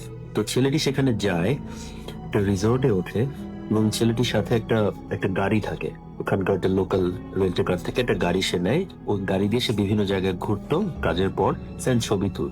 তো ওখানে যাওয়ার পরে থার্ড ডেতে ছেলেটির ড্রাইভার একদিন শাহাদাত ভাইকে ফোন করে বলে যে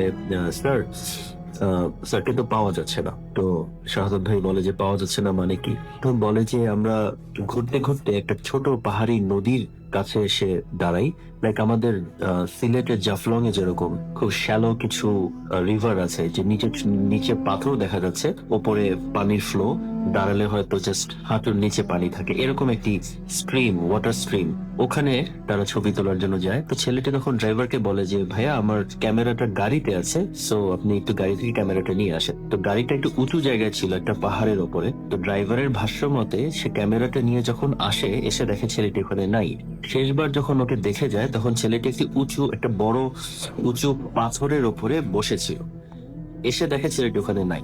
তো শাহাদাত ভাই খুব টেনশনে পড়ে যান, যেহেতু ওনার একটা ইনফ্লুয়েন্সিয়াল পার্সনের ছেলে এবং উনি তাকে ওই রিমোট এরিয়াতে টাওয়ার ইন্সপেকশনের জন্য পাঠিয়েছেন। তো হি বিকেম ভেরি কনসার্ন এবং বলে যে ঠিক আছে তুমি লোকাল লোকজনকে বলো খুঁজে দেখতে, আমি দেখছি কি করা যায়। তো ওই দিন সারাটা দিন, থার্ড ডে সারাটা দিন ওনারা অনেক খোঁজাখুঁজি করে, ছেলেটিকে কোথাও পাওয়া যায় না। পরের দিন শাহাদাত ভাই গাড়ি নিয়ে ওই এরিয়াতে যান, নিজেই চলে যান।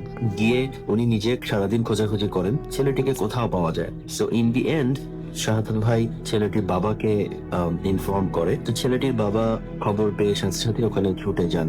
ওই এরিয়াতে একটা আর্মি ক্যাম্প ছিল, ইন্ডিয়ান আর্মি, এবং ওই আর্মি ক্যাম্পের যিনি ইনচার্জ, যিনি হাই অফিসিয়াল, উনি ওই ভদ্রলোকের ক্লোজ ফ্রেন্ড। তো উনি আর্মি পার্সনটাকে রিকোয়েস্ট করেন যে তাদের সোলজারকে যাতে একটু খোঁজার জন্য ডিপ্লয় করে। তো আর্মির একটা ফুট সোলজার, কিছু সোলজার ওখানে খোঁজাখুঁজির কাজে নেমে যায়। আশেপাশে পুরো এরিয়াটা পাহাড় দিয়ে ঘেরা এবং বেশ ঘন বন জঙ্গল চারপাশে। তারা জঙ্গলেও খোঁজাখুঁজি করে যে কোনো বাঘ নিয়ে গেল কিনা বা কোনো হিংস্র পশু তাকে টেনে নিয়ে গেল কিনা ভেতরে। তো সেটাও তারা দেখলো যে না, ওখানে বাঘ যদি টেনে নিয়েও যায় সেখানে ব্লাড থাকে বা টেনে হিঁচড়ে নিয়ে যাওয়ার একটা সাইন থাকে। তো এরকম কিছুই ছিল না, একদম ক্লিন, পুরো জায়গাটা একদম clean. There was no sign at all যে এখানে কোনো একটা কিছু অকারেন্স হয়ে থাকতে পারে, একদম ক্লিন এরিয়া ছিল।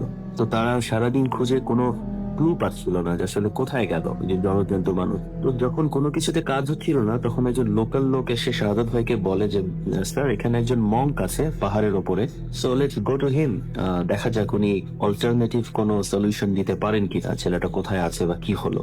তো ওনারা যখন খোঁজাখুঁজি করে পাচ্ছিলেন না, একেবারেই কোনো কিছুতে কাজ হচ্ছিল না, তো তখন তারা ডিসাইড করলেন okay let's go to the Monk. তো শাহাদাত ভাই যেটা আমাকে বলছিলেন যে মঙ্কের কাছে গিয়ে তারা বেশ সারপ্রাইজ যে monk was very smart, English speaking, well dressed monk. I mean মঙ্কের যে একটা ট্রেডিশনাল ইমেজ আমাদের কাছে আছে, হি ওয়াজ ভেরি ডিফারেন্ট। তো মঙ্কে গিয়ে বললো যে এরকম একটা ছেলে এখানে কাজ করতে এসছে, 2 দিন ধরে তাকে পাওয়া যাচ্ছে না, আপনি যদি একটু হেল্প করতেন আমাকে ছেলেটাকে লোকেট করতে। তো মঙ্ক বলে ঠিক আছে আপনারা একটু বসেন। তো এটা বলে কিছুক্ষণ ধ্যান করে, তারপর মঙ্ক যেটা বললো যে আমি 3টা জিনিস দেখতে পাচ্ছি। এক হচ্ছে একটা বড় পাথর, একটা পানির ঘূর্ণি, আর মাথাবিহীন 2টো ফিগার, মাথাবিহীন দুটো ফিগার একটা মানুষের কাঁধের ওপরে পা দিয়ে দাঁড়িয়ে আছে। এইটুকু আমি দেখতে পাচ্ছি, এর বেশি আমি কিছু দেখতে পাচ্ছি না, বলতেও পারবো না। বাট আরেকটা কথা উনি মঙ্ক বলেছিল যে ওই ফিগার দুটো ছেলেটাকে 7 দিন আটকে রাখবে, 7 দিনের আগে ওকে ছাড়বে না। সো কোনো চেষ্টা করে লাভ নেই, আপনারা খোঁজাখুঁজি করছেন বা কোনো কিছু করে ওকে ছাড়ানো যাবে না। ঠিক 7th ডেতে ওকে they will return him, 7th ডেতে ওকে ওরা ফেরত দেবে। তো এটা শুনে ছেলেটার বাবা বেশ রেগে যান, উনি এসব বিশ্বাস করতেন না। সো মনকে উনি একটু উত্তেজিত হয়ে একটু গালিগালাজও করেন, যেসব কি বলছেন, rubbish talks nonsense and all that, এগুলো কি হয় নাকি আজকাল। তো মঙ্ক বলল যে সেটা আপনাদের ব্যাপার, but this is what I knew, সেটা আপনাকে বললাম। তো ওনারা ফেরার পথে মঙ্ক শাহাদাত ভাইকে ইশারা দিয়ে একটু সাইডে ডেকে নিয়ে বলল যে দেখুন ছেলেটি আসলে আর জীবিত নেই, কথাটা আমি বাবার সামনে বলতে পারিনি, আপনাকে বলছি। ওরা আপনারা ওকে আর ফেরত পাবেন না, হি ইজ নো মোর। তো 7 দিন পরে ওর ডেড বডিটাই আপনারা পাবেন বেসিক্যালি। তো শাহাদাত ভাই ওয়াজ ভেরি লাইক কনফিউজ যে বিশ্বাস করবে কি করবে না। শাহাদাত ভাই basically is a practising Muslim, but উনি এই জিনিসগুলো, এই প্যারানর্মাল জিনিসগুলো উনি ঠিক মানতে পারেন না, বিশ্বাস করেন না, তখন পর্যন্ত করতেন না। বাট এটা শুনে উনি একদম বিউইলজার্ড হয়ে যান যে কি করা উচিত বা কি করব। তো মঙ্কের কথাটা টেস্ট করার জন্য উনি ওনার ওয়াইফকে ফোন করলেন যে ওনাদের এরিয়াতে একটা হুজুর আছে, একটা মসজিদের ইমাম, যে এই ব্যাপারগুলোতে এক্সপার্ট। তো শাহাদাত ভাই ওনার ওয়াইফকে ফোন করে বললেন যে দেখো তুমি হুজুরের কাছে যাও, গিয়ে বলো যে এই নামের একটা ছেলে এই এরিয়া থেকে মিসিং, ছেলেটাকে আমরা কোথায় পাবো, তাকে কোথাও খুঁজে পাওয়া যাচ্ছে না, দেখো হুজুর কি বলে। তো ওনার ওয়াইফ হুজুরের কাছে যান, হুজুর তখন বলে একজন তুলা রাশির জাতককে নিয়ে আসতে। অনেক খোঁজাখুঁজি করে তারা একটা তুলা রাশির জাতক ম্যানেজ করে, এবং হুজুর একটা পানির গ্লাসে ফু দিয়ে ওই তুলারাশি জাতককে বলে যে আপনি গ্লাসের দিকে তাকান, দেখেন কি দেখতে পাচ্ছেন। তো জাতকটা বলে যে আমি 3টা জিনিস দেখতে পাচ্ছি, একটা পাথর, একটা পানির ঘূর্ণি, আর 2টো মাথাবিহীন শ্যাডো লাইক ফিগার, যারা একটা ছেলের কাঁধে পা দিয়ে দাঁড়িয়ে আছে। তো হুজুর শাহাদাত ভাই ওয়াইফকে কথা বলে, ওনার ওয়াইফ ওনাকে ফোন করে এই কথাটাই বলে যে হুজুর এরকম বললেন। তখন শাহাদাত ভাই মানে he started to believe that something paranormal happened here. তো তখন উনি যেটা করলেন যে ওই জায়গাটায় ওই পানির খনিটাকে, ওখানে আসলে কি আছে এটা বের করার জন্য উনি কিছু লোকজন জড়ো করে ডিসাইড করলেন যেখানে আমরা বাঁশ ফেলবো এই ঘূর্ণিটার নিচে, যে দেখবো এখানে আসলে কি আছে। তো সবাই মিলে বড় বড় বাঁশ জোগাড় করে ওই ঘূর্ণিটার ভিতরে বাঁশ গেড়ে দেবার চেষ্টা করছিলেন, বাট কিছু একটা নিচের থেকে বাঁশগুলোকে ধাক্কা দিচ্ছিল, লাইক স্প্রিং, যে যতই ওনারা প্রেস করার চেষ্টা করছিলেন ওই ঘূর্ণির ভেতরে, ওই জিনিসটা বাউন্স ব্যাক করছিল। তো তারপর ডিসাইড করলো যে ঠিক আছে, পানির ফ্লোটাকে আগে আমরা আটকাই, যদি পানির ফ্লো আটকানো যায় ঘূর্ণিটা বন্ধ হবে, দেন আমরা দেখবো ওখানে কি আছে। তো প্ল্যান মতো ওনারা একটা ত্রিপল জোগাড় করে, বড় একটা ত্রিপল নিয়ে লোকজন পানির ফ্লোটাকে ব্যারিকেড দেয়। তো ব্যারিকেড দেওয়ার ফলে পানির ফ্লোটা যখন কমতে থাকে তখন কিছু লোক নিচে নামার প্রিপারেশন নেয়। But in the mean time পানি এত বেশি জমে যাচ্ছিল এবং স্রোতটা এত বেশি ছিল যে it was like pushing them, like পড়ে যাচ্ছিল, কেউ ধরে রাখতে পারছিল না ত্রিপলটা। তো অনেকে সেখানে পাথরের উপরে পড়ে ইনজিউর্ড হয়। তো তখন শাহাদুল ভাই চিন্তা করলেন যে উনি এই এরিয়াতে নতুন এসেছেন, কাউকে চিনেন না, এবং লোকাল লোকজন যদি ইনজিউর্ড হয় বা কারো কোনো ক্ষতি হয় সে রেসপন্সিবিলিটি ওনার উপর আসবে। So he gave up the investigation and all that. তো উনি লোকাল যারা সার্চ করছিল বা আর্মি তাদের হাতে ছেড়ে দিয়ে উনি just he was just waiting to see what happens. তো ইন দ্য মিন টাইম ওনার অফিস থেকে ফোন আসে যে প্রীত অনেকদিন ধরে এখানে আছেন, বাট অফিসেও কিছু কাজ জমে যাচ্ছে, so you have to come back. আপনি হেড অফিসে বসে এটার খোঁজ খবর রাখেন, সমস্যা নেই, but you have to come back and join the office. তো শাহাদাত ভাই সেভাবেই প্রিপারেশন নিয়ে 6th ডেতে উনি অফিস থেকে ফোনটা পায়। সো উনি পরের দিন সকালে অফিসে ব্যাক করবে, that means on 7th day. তো উনি 7th ডে সকালে ওনার ড্রাইভার ওনার রিসোর্টে নক করে যে স্যার একটা তোর খবর আছে। তো শাহাদুল ভাই বলে যে কি হয়েছে? তখন বলতে স্যারকে তো ছোট স্যারকে তো পাওয়া গিয়েছে। কোথায় পাওয়া গিয়েছে? তখন বলে যে ওই ঝর্ণা, ওই ঝর্ণার নিচে যে একটা ঘূর্ণি ছিল, ওই ঘূর্ণি থেকে 20-25 মিটার দূরেই দেখা গেল যে ছেলেটার লাশ উল্টো হয়ে পড়ে আছে এবং গায়ে অনেক কাদা। ছেলেটি শরীর ফুলে গিয়েছিল, লাইক পানিতে ডুবে মারা গেলে মানুষের ডেড বডিটা যেভাবে ফুলে যায় ওভাবে ফুলে গিয়েছিল, আর ছেলেটি ঠিক উল্টো করে বডিটা পড়ে আছে। তো তারপর ছেলের বাবা আসে, পুলিশ আসে, এবং ওখানেই ওকে ছেলেটাকে দাফন করা হয়। হি ওয়াজ এ মুসলিম বাই দ্য ওয়ে। তো ওখানেই ওকে দাফন করা হয়। তো শাহাদাত ভাই ঘটনাটি যখন আমাদেরকে বলছিলেন, তো হি ওয়াজ ভেরি আপসেট যে একটা ইয়াং ব্রাইট ছেলে, তার টিমের ছেলে এভাবে করে প্রাণ হারালো, এবং তার কথার মতোই ছেলেটি কাজ করতে গিয়েছিল ওখানে। তো উনি এখনো যখন ঘটনাটা বলেন খুব স্যাড হয়ে যান, যে হি কান্ট বিলিভ যে এরকম কিছু একটা ঘটতে পারে, এরকম জলজন্ত মানুষ দিনে দুপুরে গায়েব হয়ে যেতে পারে এবং তাকে এভাবে উদ্ধার করা হলো আলটিমেটলি। তো এই ছিল আমার ঘটনা। ধন্যবাদ। Mood FM. The night comes alive with Ramin Fawn.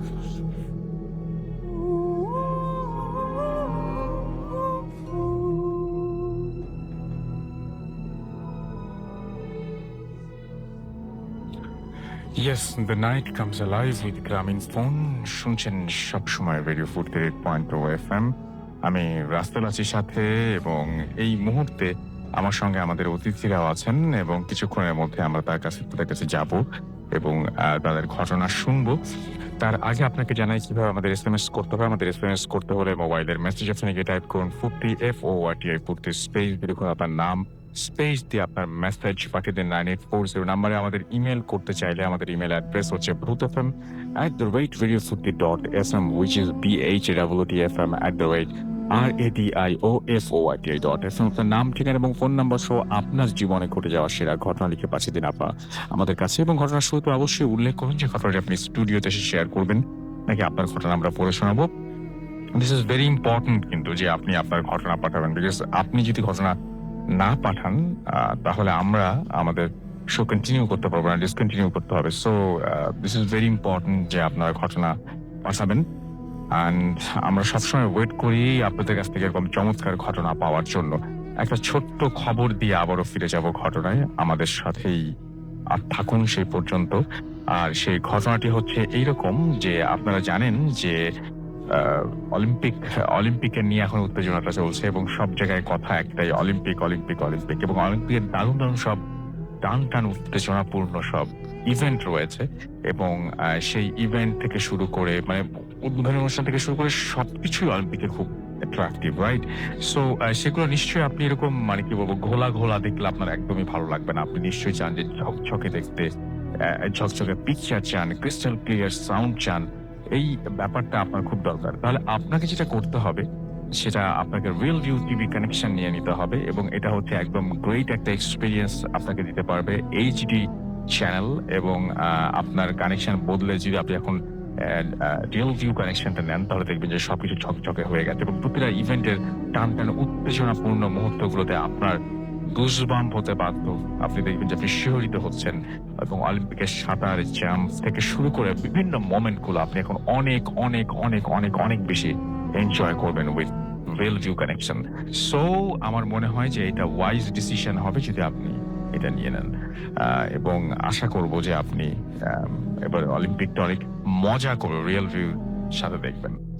আমরা চলে যাচ্ছি আমাদের পরবর্তী অতিথির কাছে, এবং না অতিথি না, আগে আমরা একটা ইমেইল পড়তে চাই, এবং ইমেইলের পরে তারপরে আমরা অতিথির কাছে আসবো। এবং এই ইমেইলটিও পাঠিয়েছেন আমাদের একজন অতিথি, এবং দেখি ইমেলটায় কি রয়েছে। ঠিক যেভাবে লিখেছেন সেভাবেই পড়ার চেষ্টা করছি। লিখছেন, হ্যালো রাসেল ভাই, কেমন আছেন জিজ্ঞেস করবো না, কারণ আমি জানি আপনি সব সময় ভালোর দলে। আমার পক্ষে স্টুডিওতে আসা সম্ভব না। আমি শাহরিয়ার আকিফ, ময়মনসিং থাকি। ময়মনসিং জেলা স্কুলের পড়াশোনা করেন তিনি, এবং তিনি বলছেন আমি যে ঘটনাটি বলতে যাচ্ছি তা আমার নিজের সাথে ঘটা, এবং বলা যায় যে ঘটছে, এখনো আমার সাথে সব হয়। আমি যে বাসায় ভাড়া আছি সেখানে প্রায় 10 বছর ধরে আছি। আমার পরিবারের সাথে নিচতলায় থাকি, সঙ্গত কারণে আমি আমার ঠিকানা দিচ্ছি না। আমার বাসার খুব কাছেই ময়মনসিং এর মুক্তাগাছার শশীবাবুর তৈরি লোহার কুটি, এবং আমার বাসার পেছনে অনেক আগে বানানো মন্দিরের মতো কিছু আছে। যাই হোক, আমার সাথে ঘটনা শুরু হয় 2013 সালে। আমার বাসায় আমি তেমন ভীতু ছেলে না। একদিন রাতে পড়ার সময় আমি একটা জিনিস লক্ষ্য করলাম, আমার পেছন দিয়ে কেউ যেন হেঁটে যাচ্ছে, সাদা কাপড় পরা কেউ। মা পাশের ঘরে ছিল। আমি ভাবলাম আম্মু হয়তো গেছে, তাই ভেবে আবার পড়তে শুরু করলাম। কিছুক্ষণ পর দেখি আম্মু পাশের ঘর থেকে আমাকে ডাকছে। আমি ভাবলাম যে আমার চোখের ভুল, এবং এটাই শুরু। এবং আমি এটি আমার পেছন দিয়ে শুধু হেঁটে যাওয়া আশা করে না, বা হেঁটে যাওয়া আশা করে। আমি প্রথম খুব ভয় পেতাম এবং পরে এখন আর পাই না। তারপর 2014 সালের সেপ্টেম্বর নতুন টেবিল কেনা হয়, আমার রুম বদলানো হয়। আমি দেখলাম ওই রুম থেকে কোনো কিছুই খুঁজে পাচ্ছি না। ওই দিন রাতের বেলায় প্রথম কিছু বুঝতে পারলাম। রাতে উঠে আমি বাথরুমে গেলাম, বাথরুমে জানলা দিয়ে কেউ যেন আমাকে ডাকছে। ওই দিন রাতে আমি স্বপ্নে দেখলাম যে আমি রুমে পড়তাম, যে রুমটাতে, আর এখন যে রুম দেওয়া হয়েছে তা খুব কাছাকাছি চলে এসেছে এবং আমার রুমের দেয়াল ভেঙে গেছে। রুম দুটি ভেঙে একটি রুমে পরিণত হয়েছে এবং আমি নতুন টেবিল ভেঙে আগের টেবিল হয়ে গেছে আমার। আমি কিছুই বুঝতে পারলাম না। পুরনো খাতা আমি আগের টেবিলের নিচে রাখতাম সব সময় এবং এবং এবং আমি আমার পুরনো টেবিলের পেছনে দেয়ালে দেখি এক ধরনের চোখ আঁকা। চোখগুলো মনে হয় আমার দিকে তাকিয়ে আছে। আমি মাকে বলি, আম্মু এসে সেই আঁকা চোখ মুছে দেয়, আমাকে কিছু বলে না। এরপর থেকে রেগুলার একটা ছায়া আমি বাসায় দেখি চলাফেরা করে। ধরেন আমি পড়তে বসেছি, পিছন দিয়ে কেউ হেঁটে যায়, আমার পেছনে খাটের কোনায় বসে, আমার পেছনে বসে থাকে। একদিন আমি পড়ছি, এমন সময় বাথরুমের দরজায় কেউ ধাক্কা দেয়, দরজা খুলে যায়। আমি ভেতরে দেখি যে প্রচন্ড কুয়াশা, ভেতরে এক ধরনের মহিলার অবয়ব দেখি আমি এবং কিছুক্ষণের পরেই তা মিলিয়ে যায়। আমি এসব এখন মায়ের কাছে গোপন করে রাখি, কারণ মা এসব খুব ভয় পান এবং শুনতে চান না। আমি কিছুক্ষণের ব্রেক নিয়ে আবার এসে পড়তে বসে, দেখি কেউ আমার খাতায় লাল রক্ত বা তেমন কিছু, কেউ আমার লেখাগুলো খুব অদ্ভুত, কেউ আমার খাতায় লাল রক্ত বা তেমন কিছু, এটা doesn't make any sense, কি মিন করতে চাইছেন। আমি ওই কাগজ ফেলে দিয়ে এসে বসে দেখি যে আমার শরীর একটা দমকা হাওয়া লাগলো, ফ্যান তখনও বন্ধ। আমি যখন পড়তে বসলাম মনে হলো আমার কাঁধে কেউ নিঃশ্বাস ফেললো। আমি পেছনে ফিরতেই দেখলাম যে একটা ছায়া আমার পেছন থেকে উধাও হয়ে গেল। আমি সেদিনের মতো পড়া বাদ দিলাম। আমার দাদার বাবা, তিনি জিন পালতেন, শুনেছি আমি এটা, এবং বাড়িতে এখন এইসব আছে আমি শুনি, লক্ষ্য করি, বুঝতেও পারি বাড়িতে কিছু একটা আছে। কিন্তু আমি বাড়িতে একা একা রাতে ঘুরি, ভয় করে না।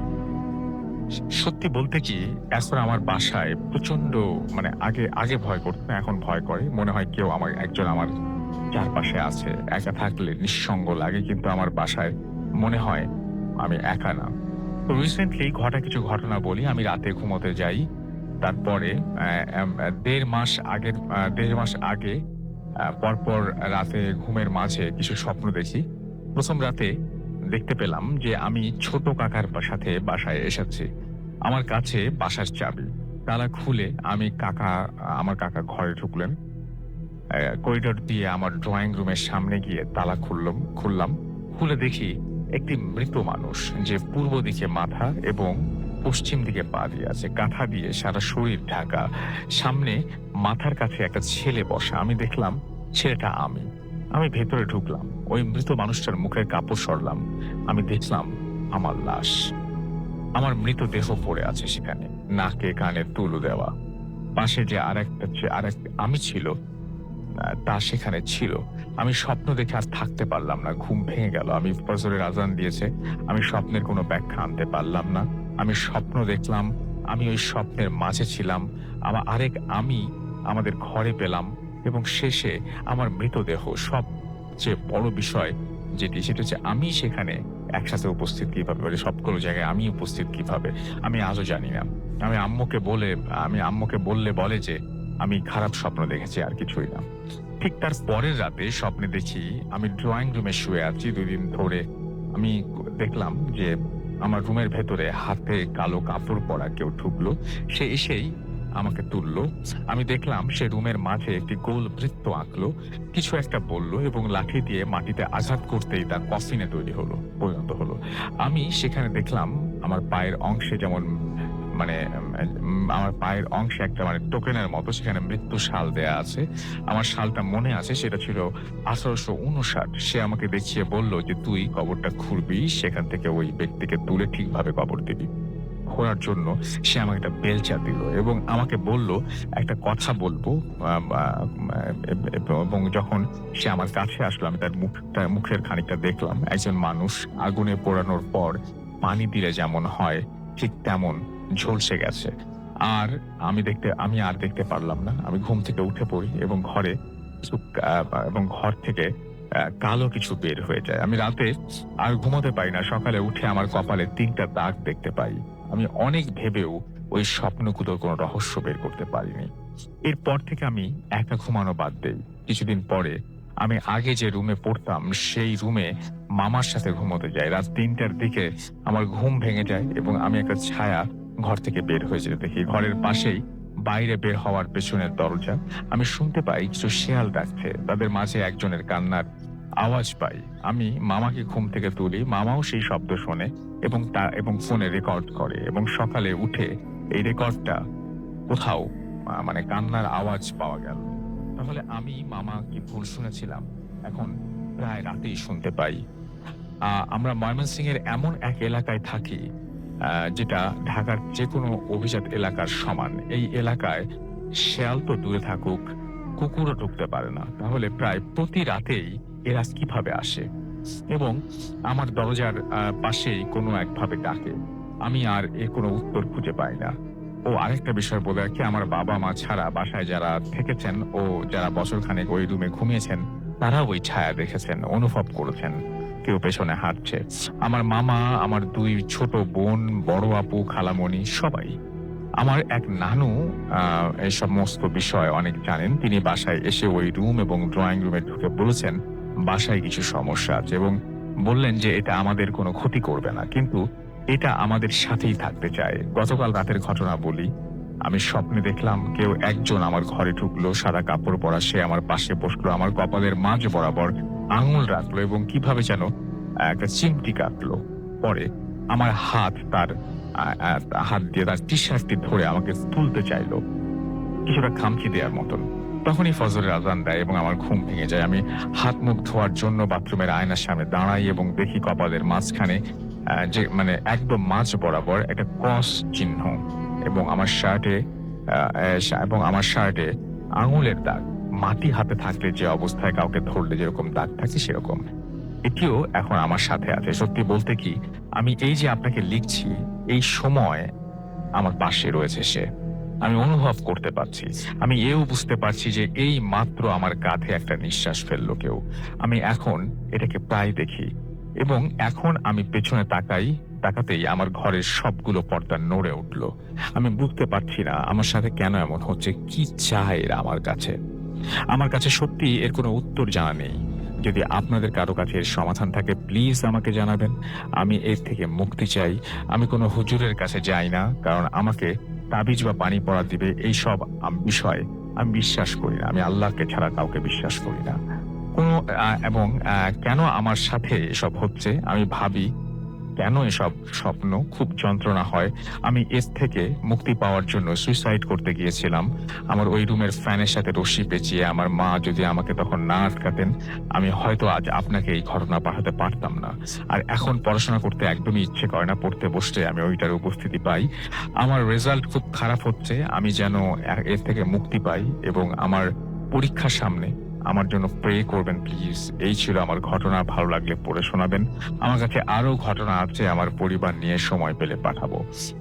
তো এই ছিল ঘটনা। তো আমি একটা জিনিস রিকোয়েস্ট করবো আপনাকে, অবশ্যই আপনি এটা মানে যারা বোঝেন, আমি তো বুঝি না অত কিছু, যারা বোঝেন তাদের সাথে অবশ্যই শেয়ার করেন। আর যদি কোনো মানে হুজুর বা এরকম কারোর সাথে আপনি যদি শেয়ার করতে চান সেটা শেয়ার করতে পারেন। চাইলে আপনি চিকিৎসকের পরামর্শ নিতে পারেন, আপনি ডাক্তারের কাছেও কিন্তু যেতে পারেন। কোন সমস্যা আপনার আছে প্রত্যেকটা ব্যাপারে খোঁজ নেওয়া উচিত এবং আল্লাহর উপরে ভরসা রাখবেন। এবং অবশ্যই আল্লাহ তাআলার উপরে যদি আপনি ভরসা রাখেন তিনি আপনাকে রক্ষা করবেন ইনশাআল্লাহ। তো যাই হোক, এখন যেটা করব সেটা হচ্ছে আমরা আরো কিছু ঘটনা শুনবো। তবে তার আগে যেটা করতে হবে সেটা হচ্ছে একটা ছোট্ট বিরতিতে যেতে হবে। বিরতির পরে আবারও ফিরে আসবো। সেই পর্যন্ত আমাদের সঙ্গেই থাকুন। Stay tuned to Radio Furti and don't stop the Furti. Furti. Immersion. এই মাছ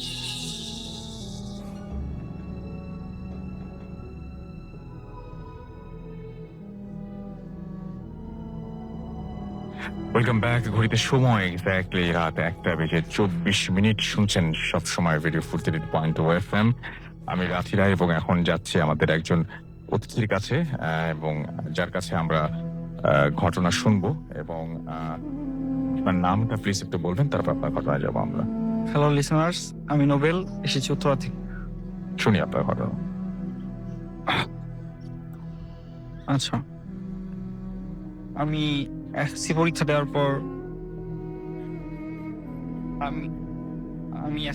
দেওয়ার পর অনলাইন স্কলারশিপের মাধ্যমে ঢাকা কমার্স কলেজে ভর্তি হই।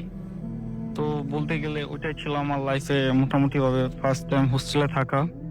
তো ওইখানে অ্যাডমিশন নেওয়ার পর নতুন পরিবেশ, নতুন সিচুয়েশন, নতুন ফ্রেন্ড, একটু একটু সিঙ্ক হতে অনেক টাইম লাগছিল। তো হোস্টেলে আমার সিটটা ছিল 502 নাম্বার রুমে।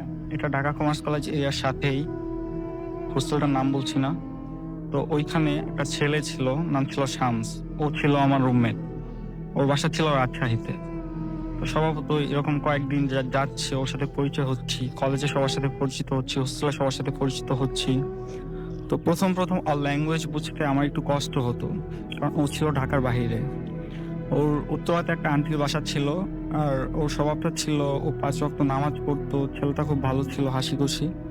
আর ও একটু ছুটি পেলে বাসায় যেতে চাইতো, মানে অনেক ছুটির টেন্ডেন্সিটা ও ইউজ করতো।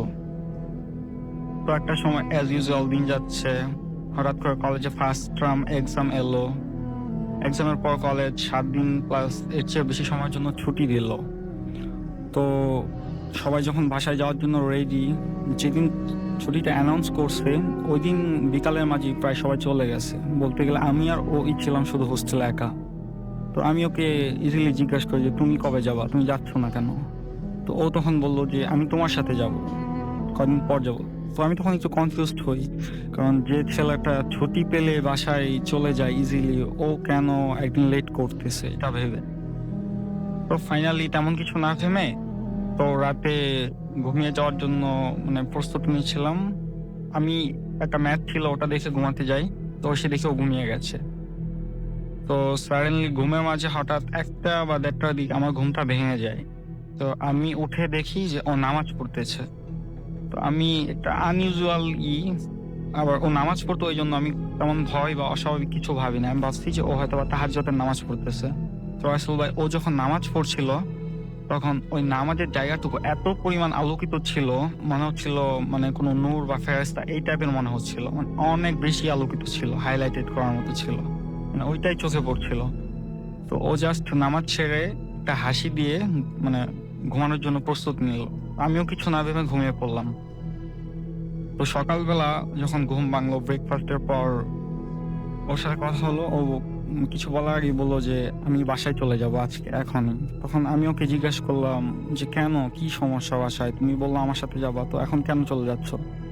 তো ও আর কিছু বললো না, না বলে বেরিয়ে পড়লো। ব্যাগ এন্ড ব্যাগেজ ও যা জিনিস ছিল ও নিয়ে চলে যাবে। তো দেন আমি আর কিছু তেমন ভাবি না। হোস্টেলে বোয়া নাই বা রান্না বান্নার ব্যবস্থা নাই, বাহিরে খেতে হয়, অ্যাজ ইউজুয়াল এটা হচ্ছে বা হয়।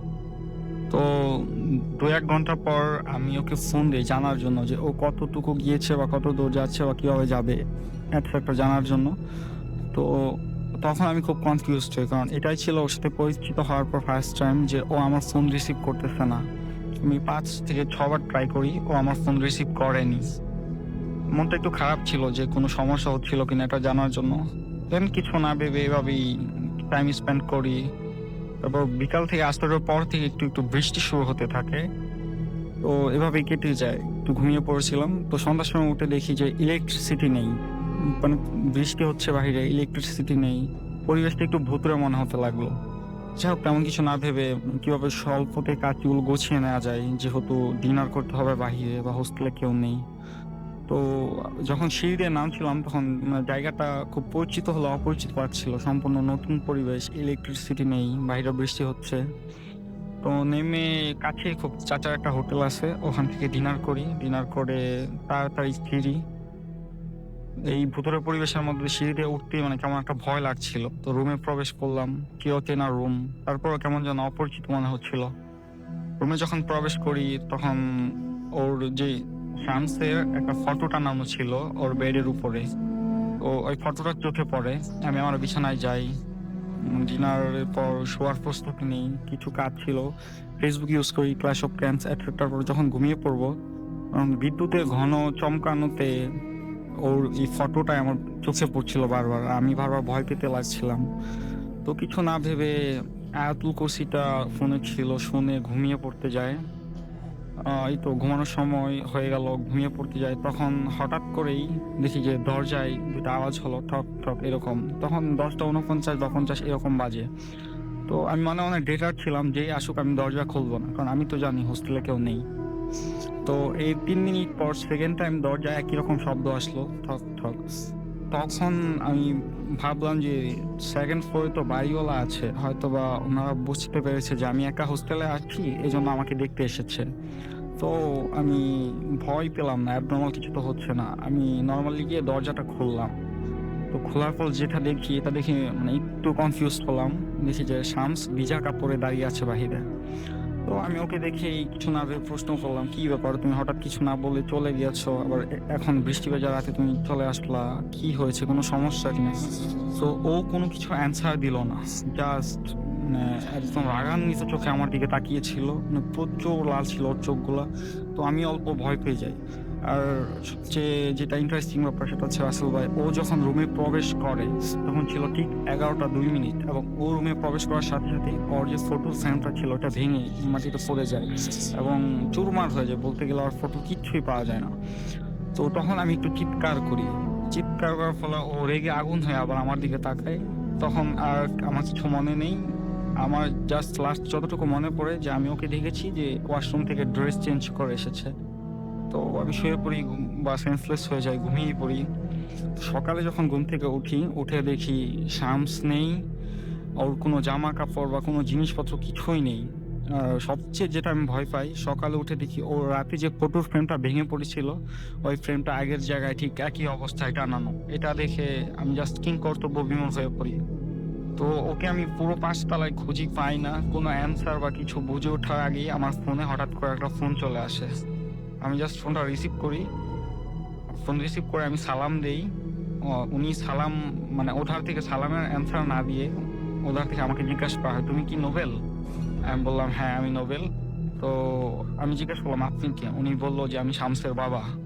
তখন আমি সালাম দিলাম, উনি কোনো অ্যান্সার না দিয়ে উনি বললেন যে হামাও করে কেঁদে ফেলে বললেন যে বাবা আমার শামস তো গতকালকে রোড অ্যাক্সিডেন্টে রাজশাহী মেডিকেল হসপিটালে মারা গেছে। I just got shocked. I even can't believe that something happened with me like that. তখন আমি এই মুহূর্তে আমি কিভাবে ওনাকে বোঝাই যে এসব আমার সাথে হচ্ছিল বা কেন হচ্ছে, পুরাই শক ছিলাম। গার্ডিয়ানকে অনুপ্রেরণা দেওয়ার স্বার্থে আমি এটা ওনাকে বলি নাই। যাই হোক, এটা শোনার সাথে সাথে আমি আমার নিজের বাসায় না গিয়ে আমি সরাসরি যে কোনোভাবে রাজশাহীতে চলে যাই অ্যান্ড ওখানে গিয়ে আমি ওর ডেড বডিটা দেখি, একদিন মানে পর্যালোচনা করি এবং ওর জানাজায় আমি ছিলাম। এত সবকিছুর মাঝে লাস্ট যখন চলে আসার সময় আমি এখনো এটা ওনার গার্জিয়ান বা কাউকে শেয়ার করিনি।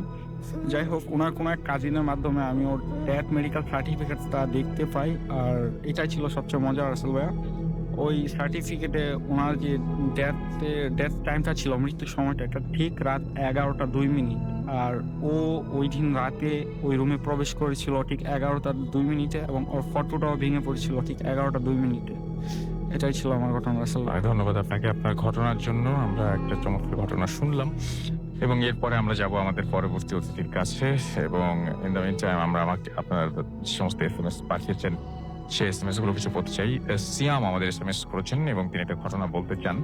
আমাদেরকে সম্রাট SMS করেছেন এবং ভূত এফএমের একজন বড় ফ্যান। খুলনা থেকে আনোয়ার এবং তার ওয়াইফ আসরিন SMS করেছেন, অসম লাগছে লিখেছেন। হাসান খান আমাদের সিলেট থেকে SMS করেছেন, লিখেছেন I love Bhoot FM. Imad police line Mymensingh থেকে লিখেছেন আজকে স্টোরিগুলো ভালো লাগছে। উৎস এবং মৃদুল ধানমন্ডি থেকে লিখেছেন সবগুলো ঘটনাই অনেক ভয়ঙ্কর। মাহিন ময়মনসিংহ থেকে লিখেছেন আই লাভ ইউ ভূত এফএম কে অনেক পছন্দ করেন তিনি। এবং আমাদেরকে দেখতে পাচ্ছি যে স্বাধীন তুতপাড়া খুলনা থেকে লিখেছেন স্টোরিটা তার কাছে ভালো লেগেছে। আমাদেরকে লিখেছেন শেরিন SMS করেছেন শিরিন আমাদেরকে লাস্ট উইক চিটাগং বলতে তারা শুনেছেন। জয় আমাদের শ্যামলী থেকে SMS করেছেন এবং আমাদেরকে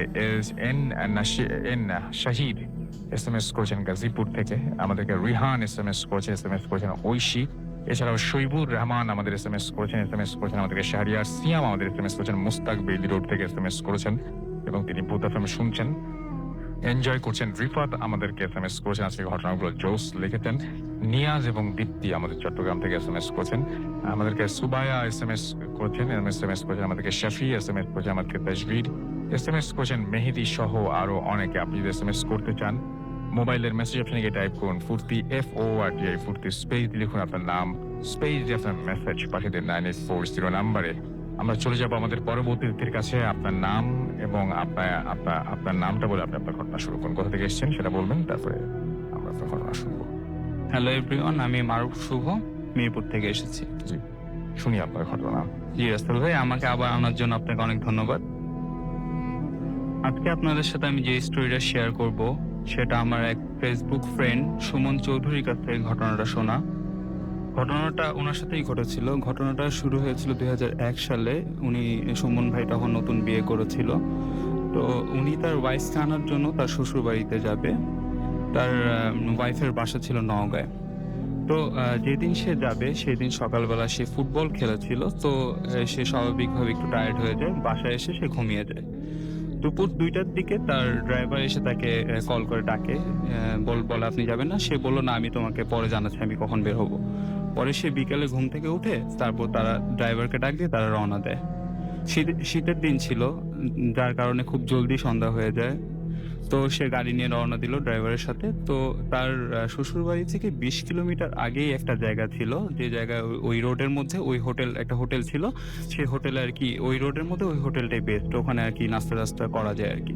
তো সুমন ভাই চিন্তা করলো ওখানে নাস্তাটা করে নিলে ভালো হবে। তো সে এবং তার ড্রাইভার দুজন নামলো, নেমে নাস্তা করলো। তো তার ড্রাইভার ওয়াশরুমে গেল। ওয়াশরুম থেকে সে দেখলো যে সে ডাইরেক্ট ওয়াশরুম থেকে বের হয়ে সে গাড়ির সামনে গিয়ে দাঁড়ালো।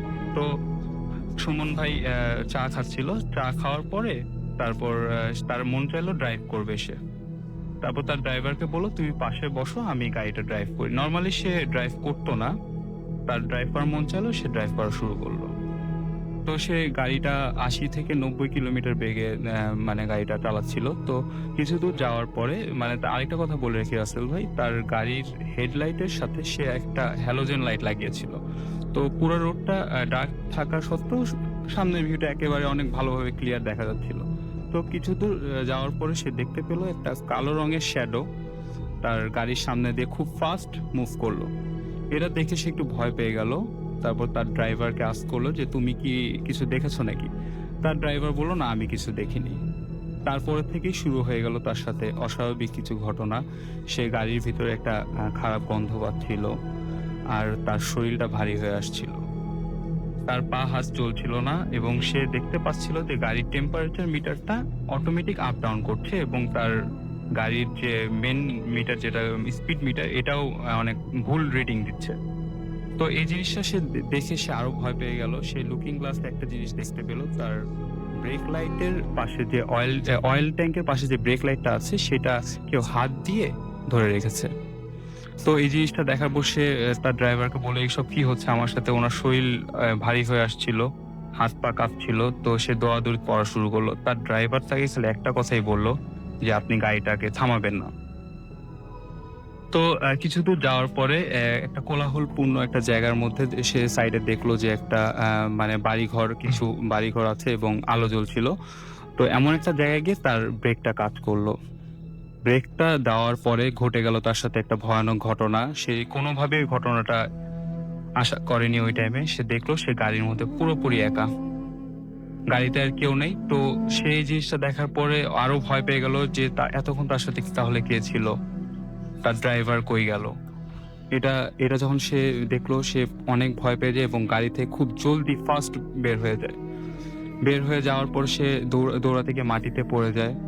তারপরে তার কিছুই মনে নেই। তারপরে যখন তার সেন্স ফিরল, সে দেখে যে সে ওই এলাকারই একটা হসপিটালে শুয়ে আছে।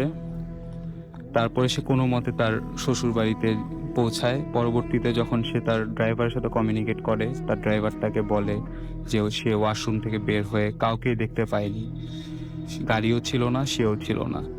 এই ঘটনার কিছুদিন পরে সে জাস্ট একটা স্বপ্ন দেখেছিল সুমন ভাই।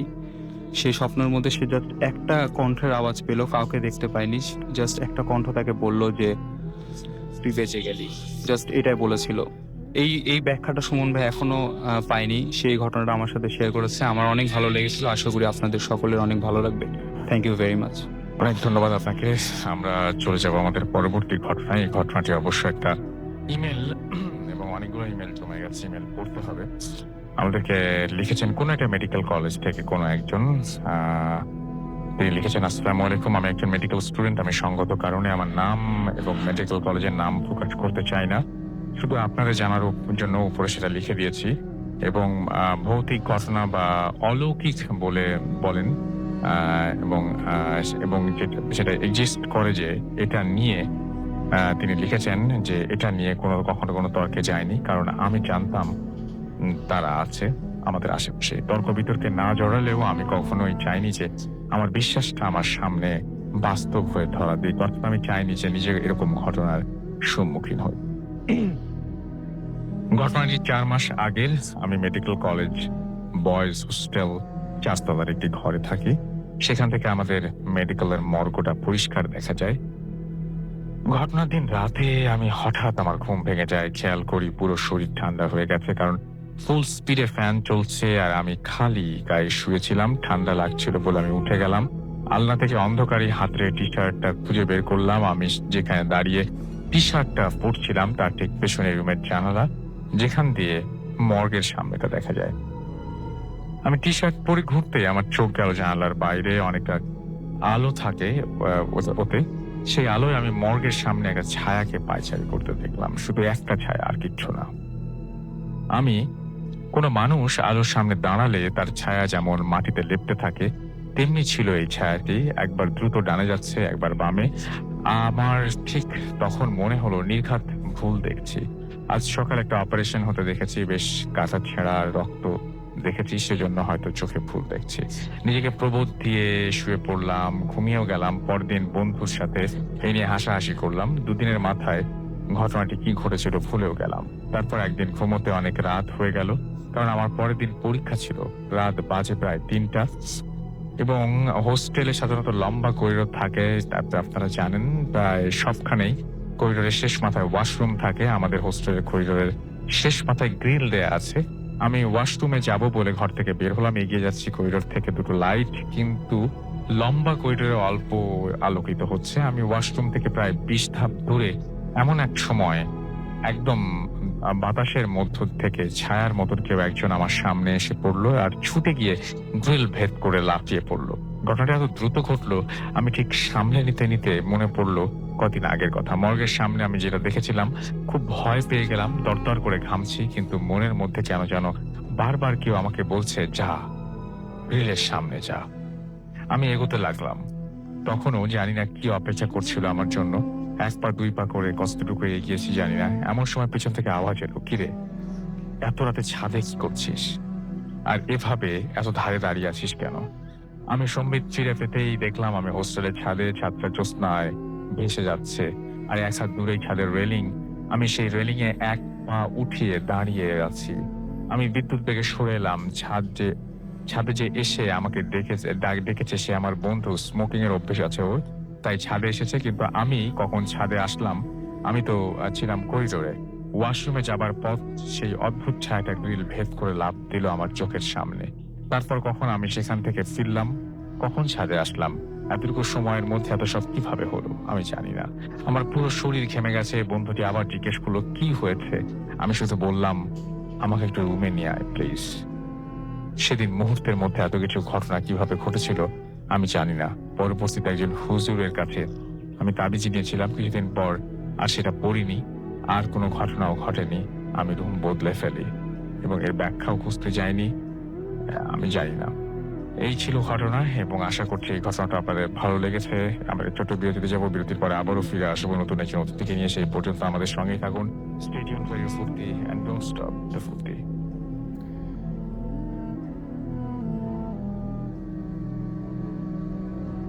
Yet the night comes alive with গ্রামীণ ফোন। শুনছেন সবসময় রেডিও ফুর্তির .0 FM আমি রাস্তালাচির সাথে আমাদের হাতের সময় একেবারেই খুব কম। আমি চলে যাচ্ছি আমাদের পরবর্তী অতিথির কাছে। আপনার নামটা একটু প্লিজ বলবেন, আপনি কোথা থেকে এসেছেন সেটা একটু আমার নাম বলবেন। মোহাম্মদ ফেরদৌস, আমি মিরপুর 2 নম্বর থেকে এসেছি। আচ্ছা, আপনি যে ঘটনাটা বললেন সেই ঘটনাটা আমি ছোট্ট করে বলে দিই, যেহেতু সময় খুব কম। আপনি বলছিলেন যে আপনার সঙ্গে কোনো একজন কারো একজনের সাথে তার রিলেশন ছিল এবং তারপরে রিলেশনে আপনাদের ব্রেকআপ হয় এবং ব্রেকআপের পরে তারপরে সেই মেয়েটি যেদিন বিয়ে হয়, নাম তো বলবো না আমরা কোনোভাবেই, এবং কোথা থেকে সেটাও বলতে চাচ্ছি না, সেদিন সে সুইসাইড করে, সুইসাইড করে মারা যায়। এবং তারপর থেকে আপনার ভিতরে কি অনুশোচনা হয়, মনে হয় যে হ্যাঁ, আপনি আমার ভিতরে অনুশোচনা। আমি মারা যাবার আমি নিজে নিজে চিন্তা করি যে আমার জন্য একটা মেয়ের জীবন নষ্ট হয়ে গেল, আমি কাজটাকে ঠিক করছি না ভুল করছি। যে তারপর থেকে আপনি তাকে দেখতে পান না, হ্যাঁ, তারপর থেকে আমি তাকে মানে স্বপ্নে দেখতে হ্যাঁ, পান। স্বপ্নে ঘুমে এবং স্বপ্নে আপনি কি ধরনের স্বপ্ন দেখেন সাধারণত? স্বপ্নে আমি ও তো মারা যায়, ও মারা যাওয়ার পর ওর জানাজায় আমি যাই। ওর জানাজা শেষ করে আমি বাসায় এসে আপসেট হই এবং টেনশন করি যে আমার জন্য একটা মেয়ের জীবন নষ্ট হয়ে গেল, আমি কাজটা ঠিক করছি না ভুল করছি। দেন কিছুদিন পরে আমি ঢাকা চলে আসি। হুম। আসার পর আমার ফ্রেন্ড নোবেল যে কিছুক্ষণ আগে একটা ঘটনা বললো, ও ছিল 502 নম্বর রুম, আমি ওর সাথে ঘটনাটা শেয়ার করি। আর আমার রুম নাম্বার ছিল 600। আমি শুধু জানতে চাচ্ছি আপনি কি দেখতে পান? আমি যখন ঘুমাই হঠাৎ ও আসে, একটা ভৌতিক একটা হাসি দেয় সে ফার্স্ট। তারপর আমাকে বলে, ফেরদৌস তুমি আমাকে একা রেখে তুমি ঘুমাচ্ছ এত শান্তিতে, এটা তো হতে পারে না, আমি তোমাকে এত শান্তিতে থাকতে দেবো না। দেন আমি ঘুম থেকে জেগে উঠি। তারপর আমি ফার্স্ট দিন খুব ভয় পাওয়ার পর আমি চিৎকার করার পর আমার রুমমেট ঘুম থেকে উঠে বলে কি হয়েছে তোর? আমি বলি এরকম সমস্যা। বলতেছে তোর মানে রুমে তো কিছুই নেই, এগুলো তোর মানে ভৌতিক সমস্যা। শুধুমাত্র স্বপ্নেই দেখেন নাকি হ্যাঁ। সামনাসামনি দেখতে পান? স্বপ্নও দেখি। শুধু স্বপ্নেই দেখেন? আর বিশেষ করে কতদিন পর পর স্বপ্ন দেখেন? 1 সপ্তাহ 1 মাস কোনো নির্দিষ্ট টাইম নেই। আর বিশেষ করে যে যেদিন ওর বার্থডে থাকে ওদিন আমার প্রতি মানে বেশি ও ক্ষিপ্ত থাকে।